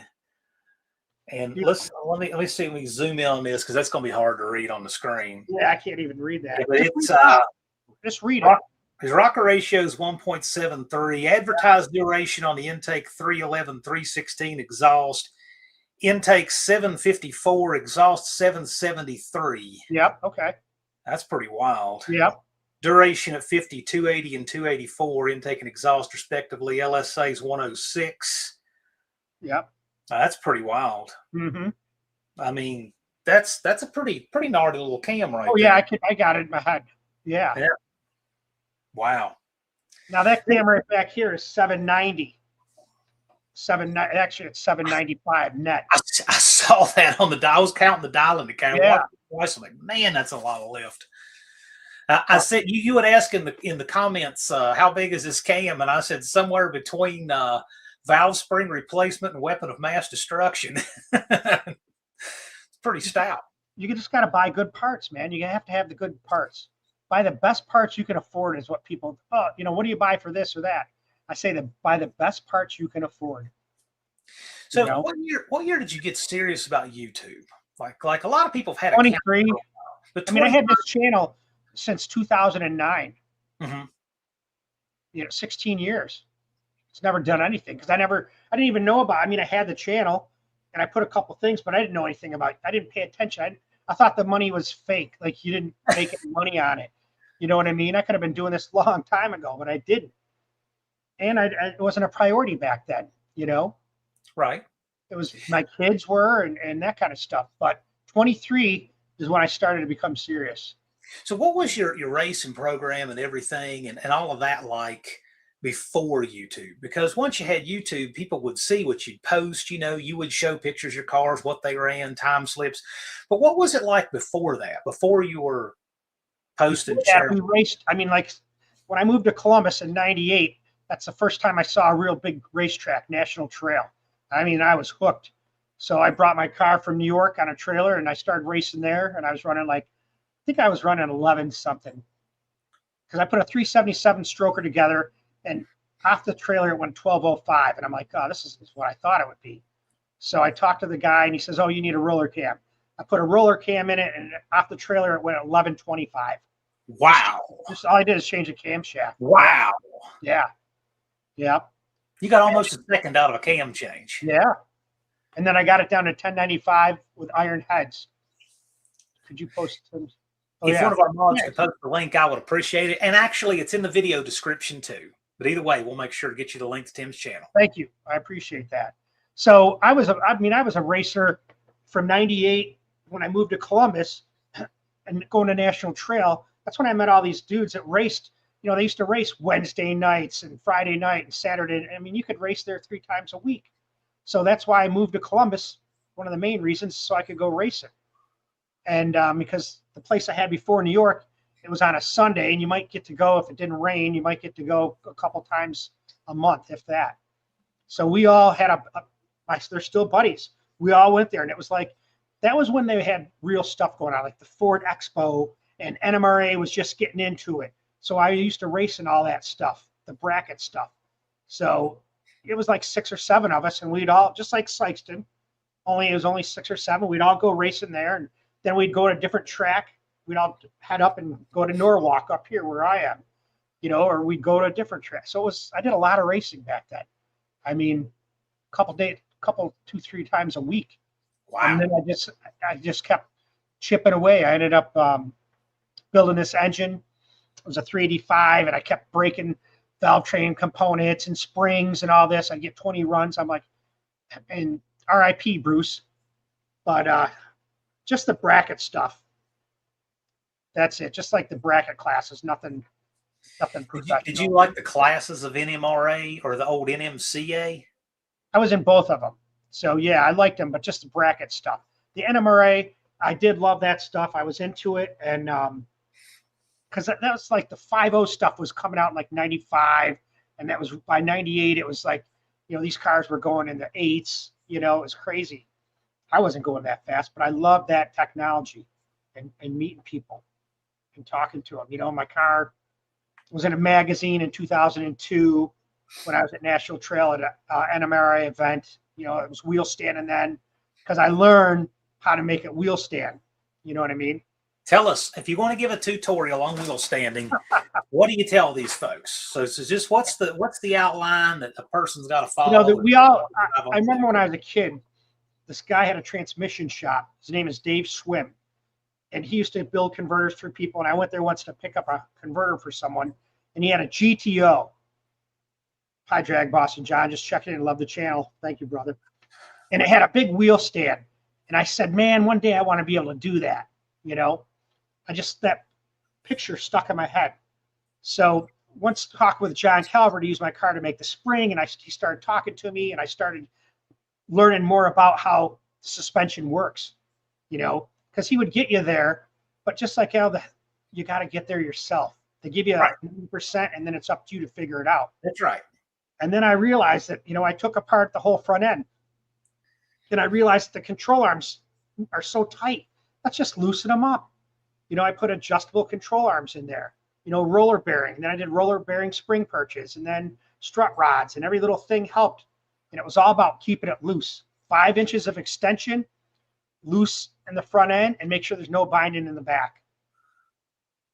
So I thought that was interesting. If you guys want to go back and watch it, he did a great live stream with Calvert himself, talking about making sure that your leaves don't bind and your suspension and the rear tracks true. Exactly. And a real clinic on making cars hook. The guy's all about it. So. And then the real secret, I'll tell you. I was going to make a short on it, and I still will. But what I learned, it's all about the volume of the fuel. Your question, you wanted to have a good what? Yeah. I think you're frozen. All about the volume of the fuel. No, we're right. All about the volume of the fuel. This. I have a 16-gallon cell. If I want a wheel stand where I'm dragging the bumper, I used to fill it up to about almost full. I learned by filling up the volume of the fuel cell, I could control the height of the wheel stand. And all the pictures that you see, like if there was a big event, I'd pour more fuel in it. So I'd get the wheels, I'd have giant wheel stands. And so like here, that fuel cell was full. No. No. That picture there, that's when I went from a 385 Cleveland to 408 cubic inches. That's it. That's it. The torque from that change caused that. Yeah. There's 3 wheels off the ground in that photo, if you guys can see that. And everything was so loose, and with that torque, and the shocks that I had were Calvert shocks, and there's no control in that front end. And with 5 inches of extension, that freaking let off that tranny brake, and it was gone. And I never let up. I was always told never let up, and I don't let up. I just keep shifting the gear. And what goes up comes down. And then I said, oh, I need different shocks. So I put competition engineering in. Same thing. Did it again. And after that, I learned that you need a good double. That's when I called John. I said, John, I've already smashed tooth, twice. He says, you need shocks, Tim, or wheelie bars. You pick. So you control it with the shocks and not the wheelie bar. Yeah, you don't need any wheelie bars on cars unless you have, you can't control it with suspension. I don't like wheelie bars on cars. I mean, I don't either. Some, and I want to be able to look at a street car. You know what I mean? So you just got to know how to tighten the shocks and adjust the shocks for the extension. Yep. Big Mark says running the sliders with the Caltrax keep the rear loose. On any Caltrax suspension, you got to keep the rear loose. Got to. I mean, and I made videos on that because really that's the secret to the wheel stand. The other thing is, I always thought, and I told you this if you were there with Calver, I have a 5,000. My converter is 27 years old. Mm-hmm. Okay, still works. So it's a 5,000 converter. I always thought, oh, back in the 90s, oh, that means I got to leave at 5,000 RPM to make it work good. I didn't understand that part of it. You know what I mean? So I would leave at 45 or something. The thing would just spin the tires and nothing. So then as I read more and I talked to people and learned from my chassis guy, he said, slow that thing down, man. And like John said, it's about planting those tires firm, constant pressure, not shocking them like that. And so I lowered the RPM down to 3,300. And that did it right there. Then I lowered the holes down to the bottom hole, softer hit, because that's what that car needs. It can be such a violent hit, but if that isn't what gives you the best 60 foot, you want it just pushing those tires right in the pavement without spinning. You know what I mean? And that's what you do. You don't need that high RPM. If you're a stick car, and you're going to leave it whatever $6,000. I mean, that's a different story. You're in a whole different. You got to work it different, but yeah, it's all about looseness in the suspension.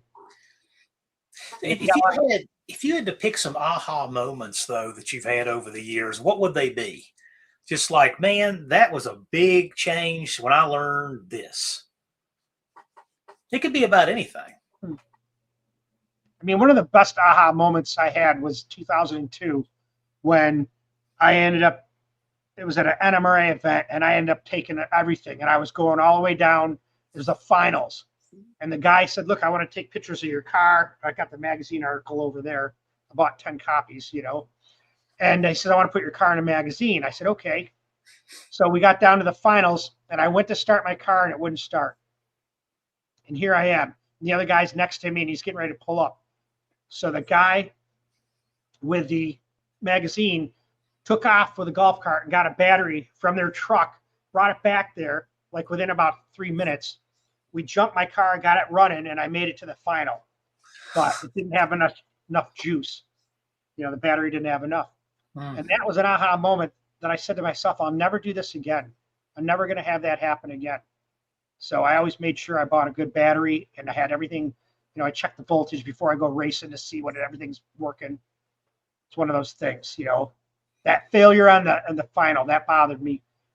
And that side, you learn from that. I was embarrassed. I was pissed. I was like, how could this happen? I was doing so good. And that takes your concentration off, what's another thing?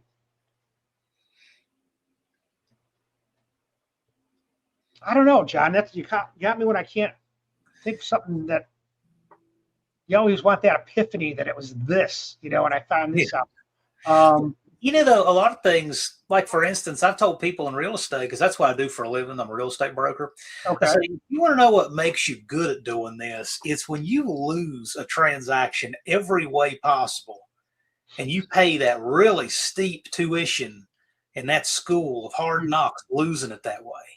You'll never do that again. And so it's the people who have tried and failed and tried at this and made this mistake. And man, do they ever learn and build a catalog of knowledge to not do that anymore. And racing's like that too. I mean, some of the best racers have a trail of broken parts behind them and a lot of hours put into things that didn't work. No, I know. Believe me. I got that. The one that I always think of when I think of that, the trail of parts that didn't work, was when, and I can't remember where I read this article. It was Pat Music. It's Pat Music.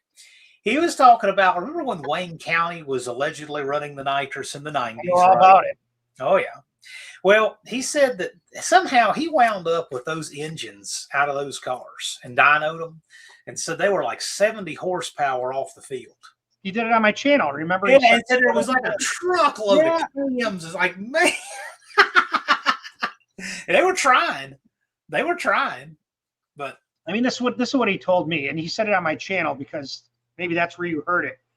But he said that this guy bought the engines, and one of the engines they were supposed to be smashed, but really it was just the corner where the starter mounts off.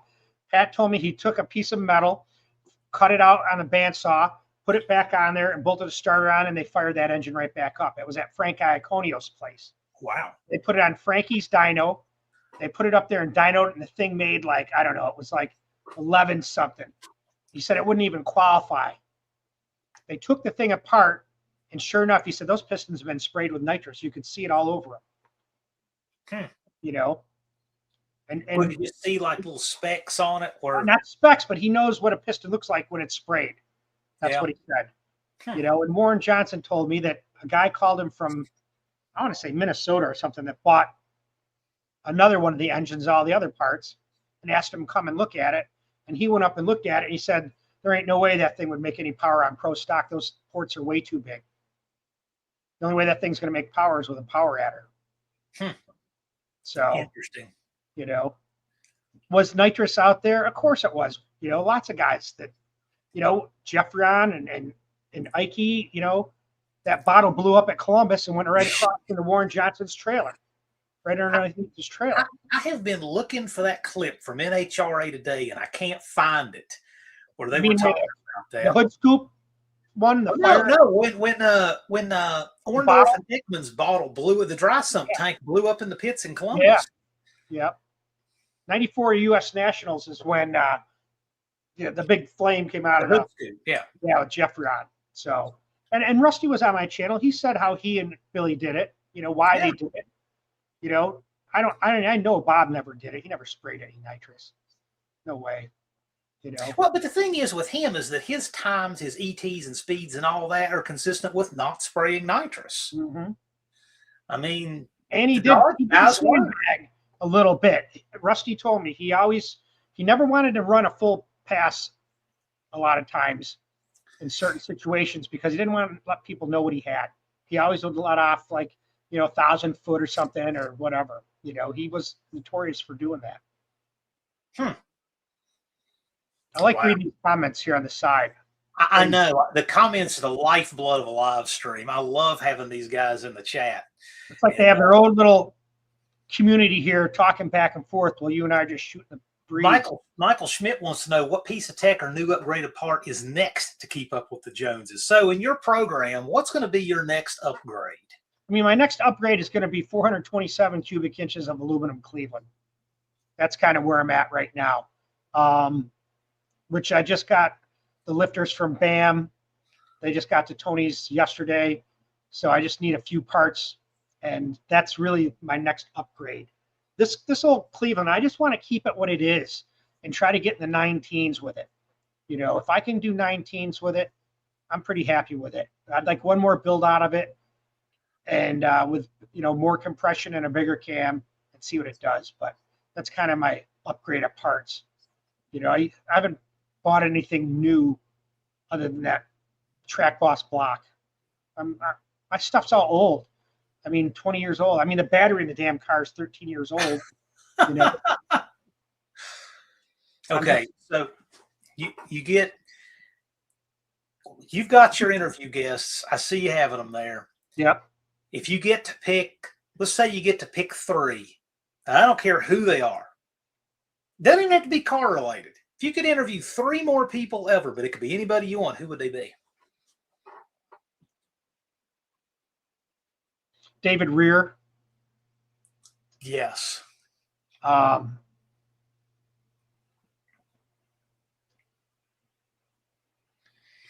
Jack Roush. I don't think that's going to happen. I mean, I was invited to come up there to go through talk to him personally, but he doesn't really want to do any interviews.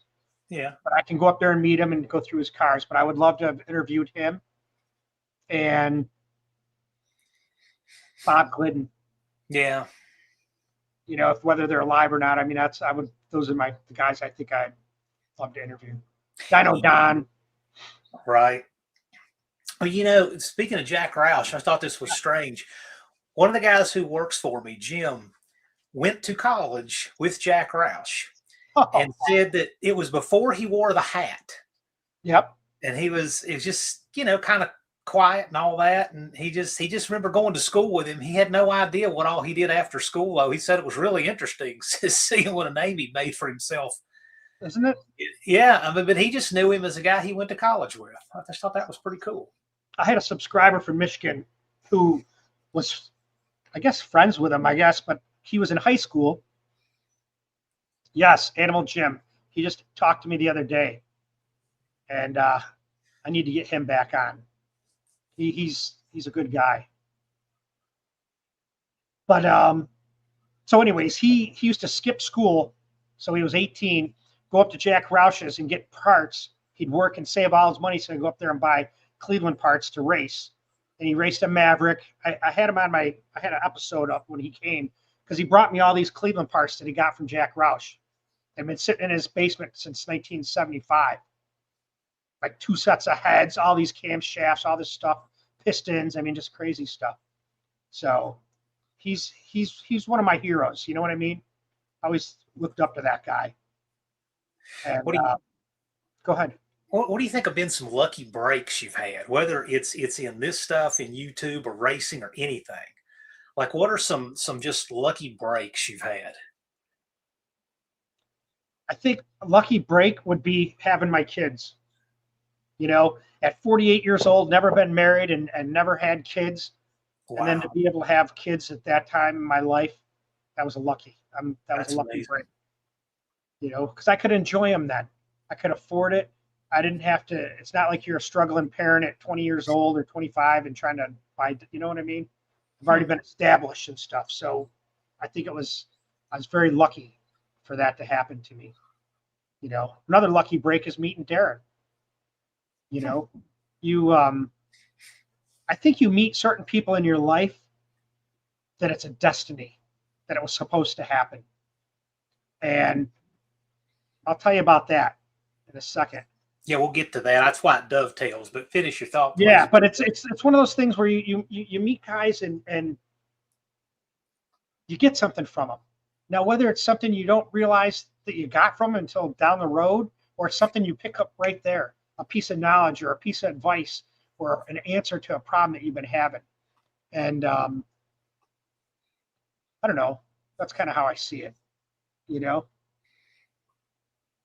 DragBoss University. Here's the deal.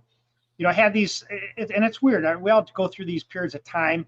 Like I'm a moniker type guy. I like to have catch sayings. You know, always seeing and learning something new. The more you know, the more you know. Those are catchphrases that people remember.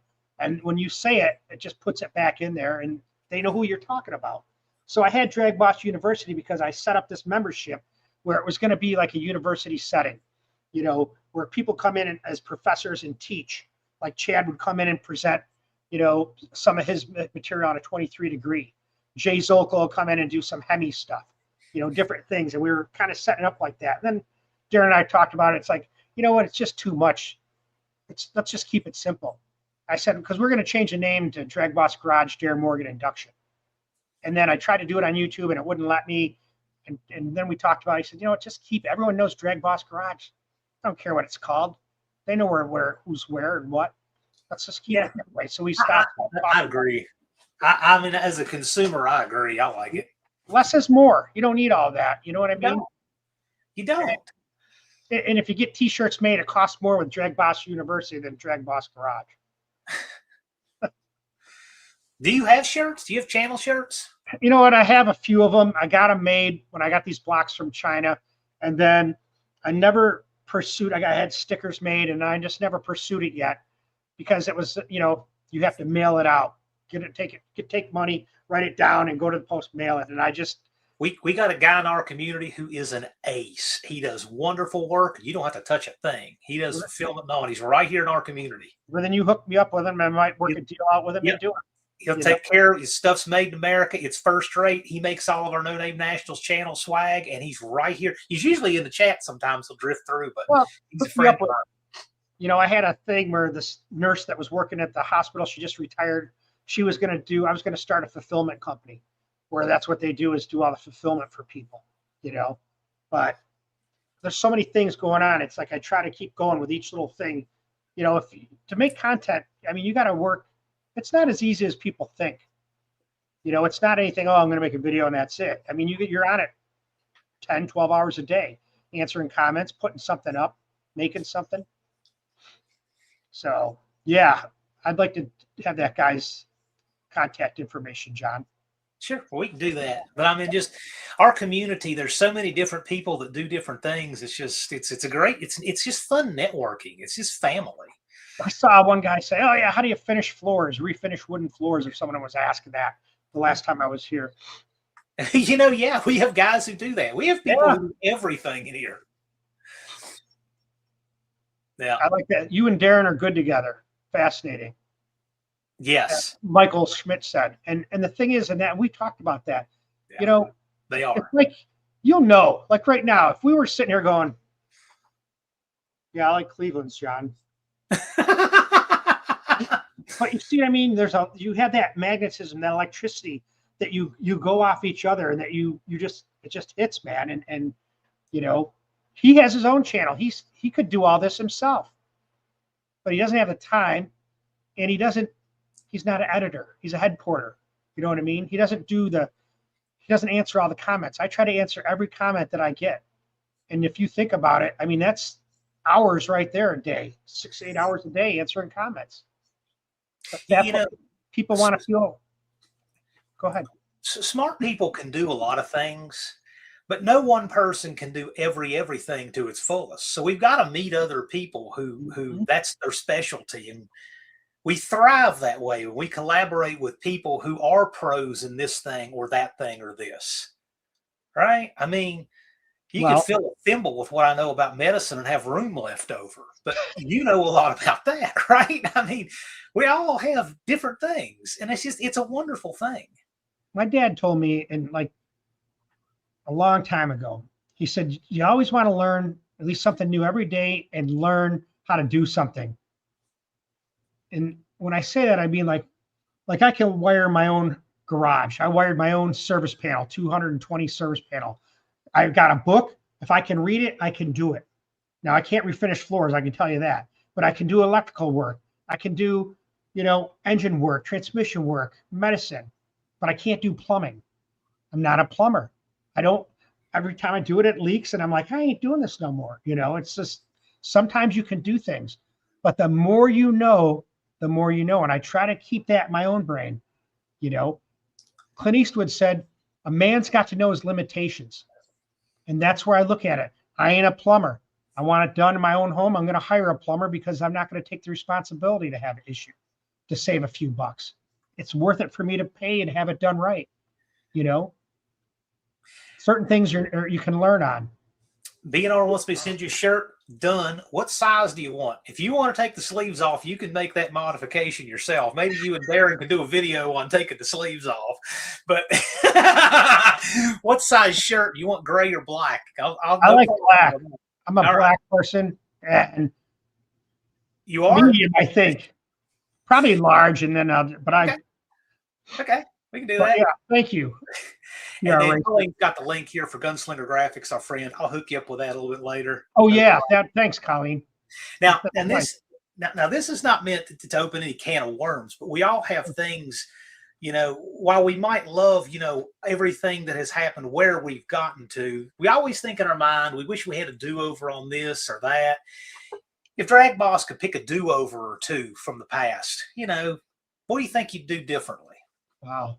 Big thing or small thing, or I mean, is it one of these things you know what? I'll tell you what I would really have done earlier if I could. Stop drinking alcohol. Yeah. Yeah. I've been sober now going on 17 years, and I wish I would have done it years before. I salute you for that. That means something to me. Sobriety means a lot to me, you know, and that's one of the things I wish I could do over. But everything happens for a reason, and God is never late and God is never wrong. So you got sober at the age of 43. And I'm just gonna say, so if you battled that until you were 43, you probably think there's probably opportunities you would have had if you had been sober then and all that kind of stuff. Yeah. I wish that message could just get out there more from people who have done it, because that is such a big thing. I mean, I have been stone cold sober since the day I was born. I've actually never had a drink of alcohol in my entire life. Interesting. Really? Never. And people think that's weird. Some people think I'm making that up, but that's actually true. I have never had a sip of alcohol in my life. Never have. I mean, I've smelled alcohol. I've smelled alcoholic beverages. I've smelled it on people's breath. But I've never drank any of it. And whatever, it's a free country. I mean, people could do what they choose to do responsibly. That's part of the wonderful freedom we have. Mm-hmm. I don't feel like I've missed a thing. That's just me. You did. And to me, I just like living a sober existence and see some people that I think give up a lot because they don't. And so it's really awesome to see what you're doing. And you say that part of that is because you have. Oh yeah. I mean, I was a biker. I had a Harley. I rode Harleys and all that stuff and partied like a wild man and that whole lifestyle. I'm surprised I'm not dead, to tell you the truth. Yeah. But wow. I don't miss it at all. And it's just, to me, now I'm not putting anybody else. They can drink all they want. It makes no difference to me. Sure. But Tim can't handle it. And I found that I wasted so much money and time on it. You know, I would live to drink, meaning, oh God, it's 5 o'clock. Where am I going to have my next drink? Or for the weekend, let's plan and ride the bikes out to here. And so we can have a few beers here and do this. And, you know, you live like that. And I wasted a lot of time inebriated, and I wish I didn't, but wasn't the time for me. You see what I'm saying? Yeah. Those are the experiences that I'll always remember. Well, if I can remember them, but there's a lot of good times, not all bad, but it was a waste of time for me. You know, I don't know. Maybe time, maybe opportunity. I don't know. I mean, I got all kinds of things, opportunities I've wasted and things I wish I had do-overs on, but, you know, not related to that. But another one is TV. You know, I haven't watched TV really in 17 years. Yep. You know, the same time I stopped watching TV. I don't watch anything. Now I may watch YouTube. I may watch a movie or clip here or there, but I don't go and I don't even sit on a couch. Yep. Yeah. I'm always doing something. I'm always reading or doing something or building something, I just don't sit on a couch and watch TV. It's funny you say that. I had gotten this flat panel TV that I would use when I teach classes, right? And I said, well, gosh, when I'm not teaching, this thing's pretty nice. I'll watch it at home. And then I remember my mom, her TV just went out on her. She had one of those big old CRT deep televisions. Yeah. And it didn't take me 1 minute when she said she had that problem. I said, I know what I'm doing. I took my new TV, I took it to her, installed it, and in an hour she was watching this big new flat screen and loved it. I said, she will enjoy that more than I ever will. So I took her old TV that had these streaks running through it. It was a mess. And I continued to watch that for about 4 more years. And then that TV went bad around 2014 or 15. And then I threw it away. And I had not watched television since at all until here in the last year when she died. I got her TV back. Okay. And so occasionally I'll watch a DVD or something on it, but I haven't watched the news in that long or anything. And I don't miss it. Television's just kind of a brain rot to me. You know, when we were kids back in the day, I mean, we had 3, 5, and 9. And if the weather was good, we'd get channel 24, which is right. Yeah. That was it. And we didn't watch a lot of TV when we were kids. I mean, we watched the shows, Gilligan's Island and Hogan's Heroes and Laverne and Shirley and Happy Days. But it wasn't like, you know, I don't know. I don't even know some of the TV shows because I was never a real guy. We just didn't do that. We were always outside doing something. You know, we grew up on a farm, and I mean, we had we had a dairy farm across the road. We're always working over there. You know, we had a garden. We shot guns. You know, we had dirt bikes. We did all that kind of stuff. We didn't sit and watch TV. That's for sure. You know, now real life is just too interesting to me. We don't have enough time to engage that as it is. Well, I wish that people would see that and say, oh, you know what? Look at that. Maybe they're right about that. I'm going to stop watching TV for, you know, just a week and see what happens. I didn't know this would ever come up today, or otherwise I had the picture pulled up, but there was a stop sign in my hometown of Bluefield, Virginia. It was a stop sign, and somebody had put under the stop watching TV with a red decal that matched. So the sign says stop watching TV. It stayed at that intersection for close to a year. And wow. They took it down. I'm like, no, don't take it down. I thought that sign was great. And so I don't know if it's really regret. It's just things I wish I didn't, I'm glad I did some, and some I wish I didn't, you know. Yeah. Sometimes it's hard to come up with something just the way it goes. Prolific, you know, like, oh my God, it was this. If you were giving advice to a young hot rodder right now, and we have a few young guys in the chat, what would you say? What would be your general, you know, do these couple of things or prioritize these things? That's my suggestion. What would it be? I mean, I think one of the most important things for someone to understand is cam timing. I mean, everyone knows what pistons are, and well, not everyone, but most people. I'm talking about the brains of the operation, and that's the cam timing. And that's how you understand about cylinder heads and how they work. And if you want to make power, I think that's the most important thing is cam timing, cam shafts, and cylinder heads. You know, airflow, dynamics. I think those are the things that if they're interested and they want to be that kind of guy, you know, like a hot rodder, I think that's important. You know, the other stuff you can pick up, you know, anybody can put a crankshaft in and measure stuff. It's the concepts and the theories that you have to learn when it comes to timing, you know, those engine cycles. I think that's important. If you had one thing that's just completely outside of the realm of YouTube or any of that, one thing you could say 5 years from now, I want to have this. Doesn't matter what it is. It could be right in the vein of what you're doing now or anything. What would it be? Do you have any like big 5 years from now, I want to be doing this?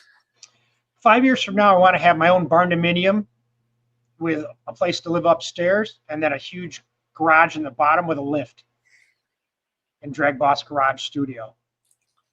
That's what I want. And you like that area of the country you're in? I mean, you know what? I grew up in upstate New York, and there was like one of my subscribers who lives in the same area said, oh yeah, they got 4 feet of snow last weekend. And I'm like, I had so much snow. I've had enough of it. So I moved to Ohio, which, you know, we have 6 inches. That's nothing. But I don't know if I want to stay here for the rest of my life. You know, maybe until the kids get out of school, but I've always wanted to travel.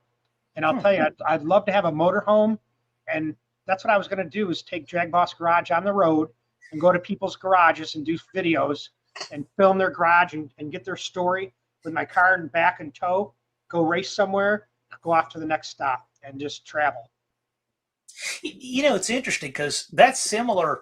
The reason that we put together the No Name Nationals was because I said, I'll never live long enough to meet all of these people I want to meet. And so I got to throw a party in the middle of the country that's good enough to get all of them to come to it.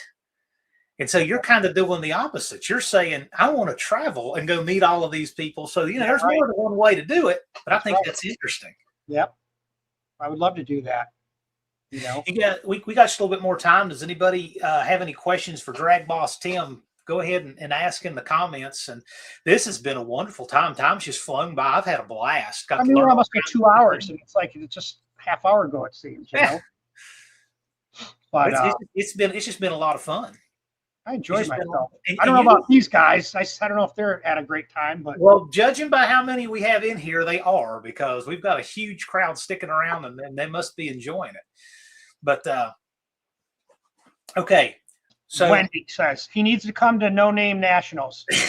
Wendy English. Got ya. Michael Schmidt, would you recommend carb or EFI to the young hot rodders? That's a great question. That is a good question. And it's twofold in the fact that I think you need to understand carburation before you go to EFI. You need to understand that, you know, the basics of air management. You know, a carburetor is not something you just throw on there and now you're going to go. I think they need to understand that concept, because once you go to EFI, it's not with, I'm going to adjust this screw. Now it's laptop. You know, it's a whole different concept. So I would say learn carburetors first, then move to EFI. Well, they're all plugging it for you. You can get the recommendations on their channels. Dakota's asking a question. Again, Dakota's one of our young guns. He's 21 years old. Where does a man learn more about cam timing? I feel the typical engine masters and hot rod magazines keep things very generic and simple. I can tell you one thing. David Vizard, who's in our community, does a lot on cam timing. What sources would you recommend, DragBoss Tim? I'll tell you, I don't want to go get it, but I just got a book. It's Billy Godbold's book. I would buy that book, because if you got that book, that's all you need. No offense to anybody else that writes a cam. Yeah. Now, the other thing is there's a thing called Camshaft School. I see it on Facebook a lot.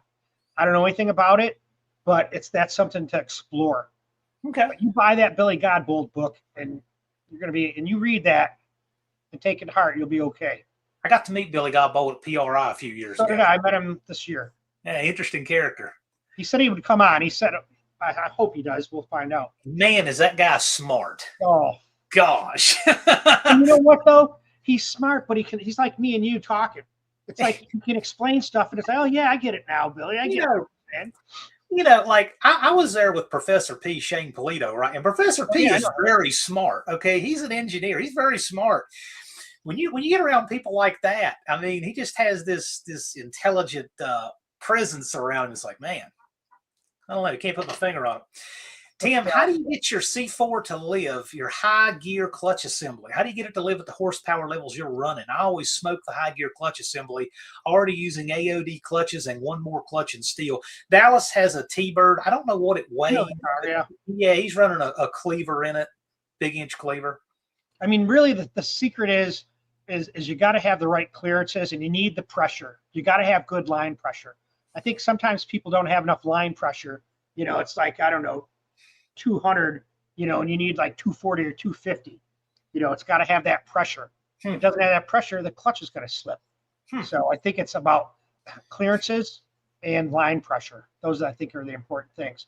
You know, I'm running the same this transmission in my car came out of a T-Bird that I drove for like 5 years when I was going to school. You know, and then I ended up running to a house with it. It's another story. And I ended up taking the motor and transmission out of it and keeping the transmission. And I've been running it ever since. What year T-Bird was it? 77. The 70s. Okay. A big bird. Yeah, I love that car, man. Tell us about some of the cars you've had. So you had that big T-Bird. What else have you had? Like in high school, I think I had about probably 13 cars in high school. Really? Yeah, because I used to buy and sell them. That's how I made money. So, I mean, I had them all written down at one time, but I've had, you know, the Cougar, 66 Rambler. Then I had a 73 Buick Electra, 4-door with 354 barrel. Then I had a 75 Torino. Then I had a 74 Capri, a 74 Mustang 2. Then I started getting into some trucks. Had like a 78 Ford, 91 Ford, 94 Ford, F-150s, 2006 F-250, Mustang, 69 Mustang. So in high school, I would buy them I had a Duster, 71 Duster I bought off the original owner. Okay. Ooh. I paid $350 for it. He said, I don't know, it shakes when it idles and stuff. I said, that's all right. There's a 3 on the floor. Okay. Green. Yeah. So I bought the thing. It shook like crazy and whatever. Come to find out that it only ran on 5 cylinders. Had a dead hole. I drove that car with 5 cylinders for like 3 years. Yeah. You'd stop and you would hear the clutch, you know, going squeak, squeak, beep, beep, beep, beep, beep, beep, beep. The engine would sit there and back and forth. The guy was one of these guys that wrote down every gallon of gas put in that car from 1971 when I got it which was like 82 for 10 years. I mean, every price, every gallon, how much it was, where he bought it, the location, you know, every oil change. I mean, I still got the book somewhere, but it showed the gas prices from 1971 all the way up until like 82 or 3 when I got rid of the car. Wow. And I sold it for like $600. And he had a disc in it like that, and he wrote down the gas. Wow, I mean, that's kind of funny. I still got the book if I look for it, but every time he put gas in it, the date, the time he put the gas in, how much gas it was just crazy. Indecisive Garage wants to know, with today's carb technology, what carb would you choose? Well, that's an easy one, right? I do all APD's videos, right? Advanced Product Design. So I do videos with them, and they hook me up with carburetors or whatever to test or whatever. So I would use their carburetor without a doubt. Now, with that said, I'm still running a carburetor from 20-something years ago from Pro Systems back in the day. So far, it's been the best carb I've had, but I like their stuff. It's a quality product. It's all billet. I like the way it looks. So APD, baby. Now, question I have, I know you run a single 4-barrel intake, single 4-barrel carburetor. A lot of guys at your power level are running tunnel rams. Yeah. What is the reason behind your choice to keep a single 4-barrel? Why is that? Hood scoop. Hood scoop? Yeah. In order to put a tunnel ram under my car, like I had a Scott Cook Air Supremacy, which is almost like a tunnel ram, that tall. But then I had to add this spacer to my hood scoop like this, a foam, to get it, because I wanted to run my air filter, and that's why. So doesn't mean I'm not gonna. I would like to do. Could someone spell out Billy? Yeah, Billy Godbold's book. What is that book? And let me just give me 1 second. I think I have it just sitting here.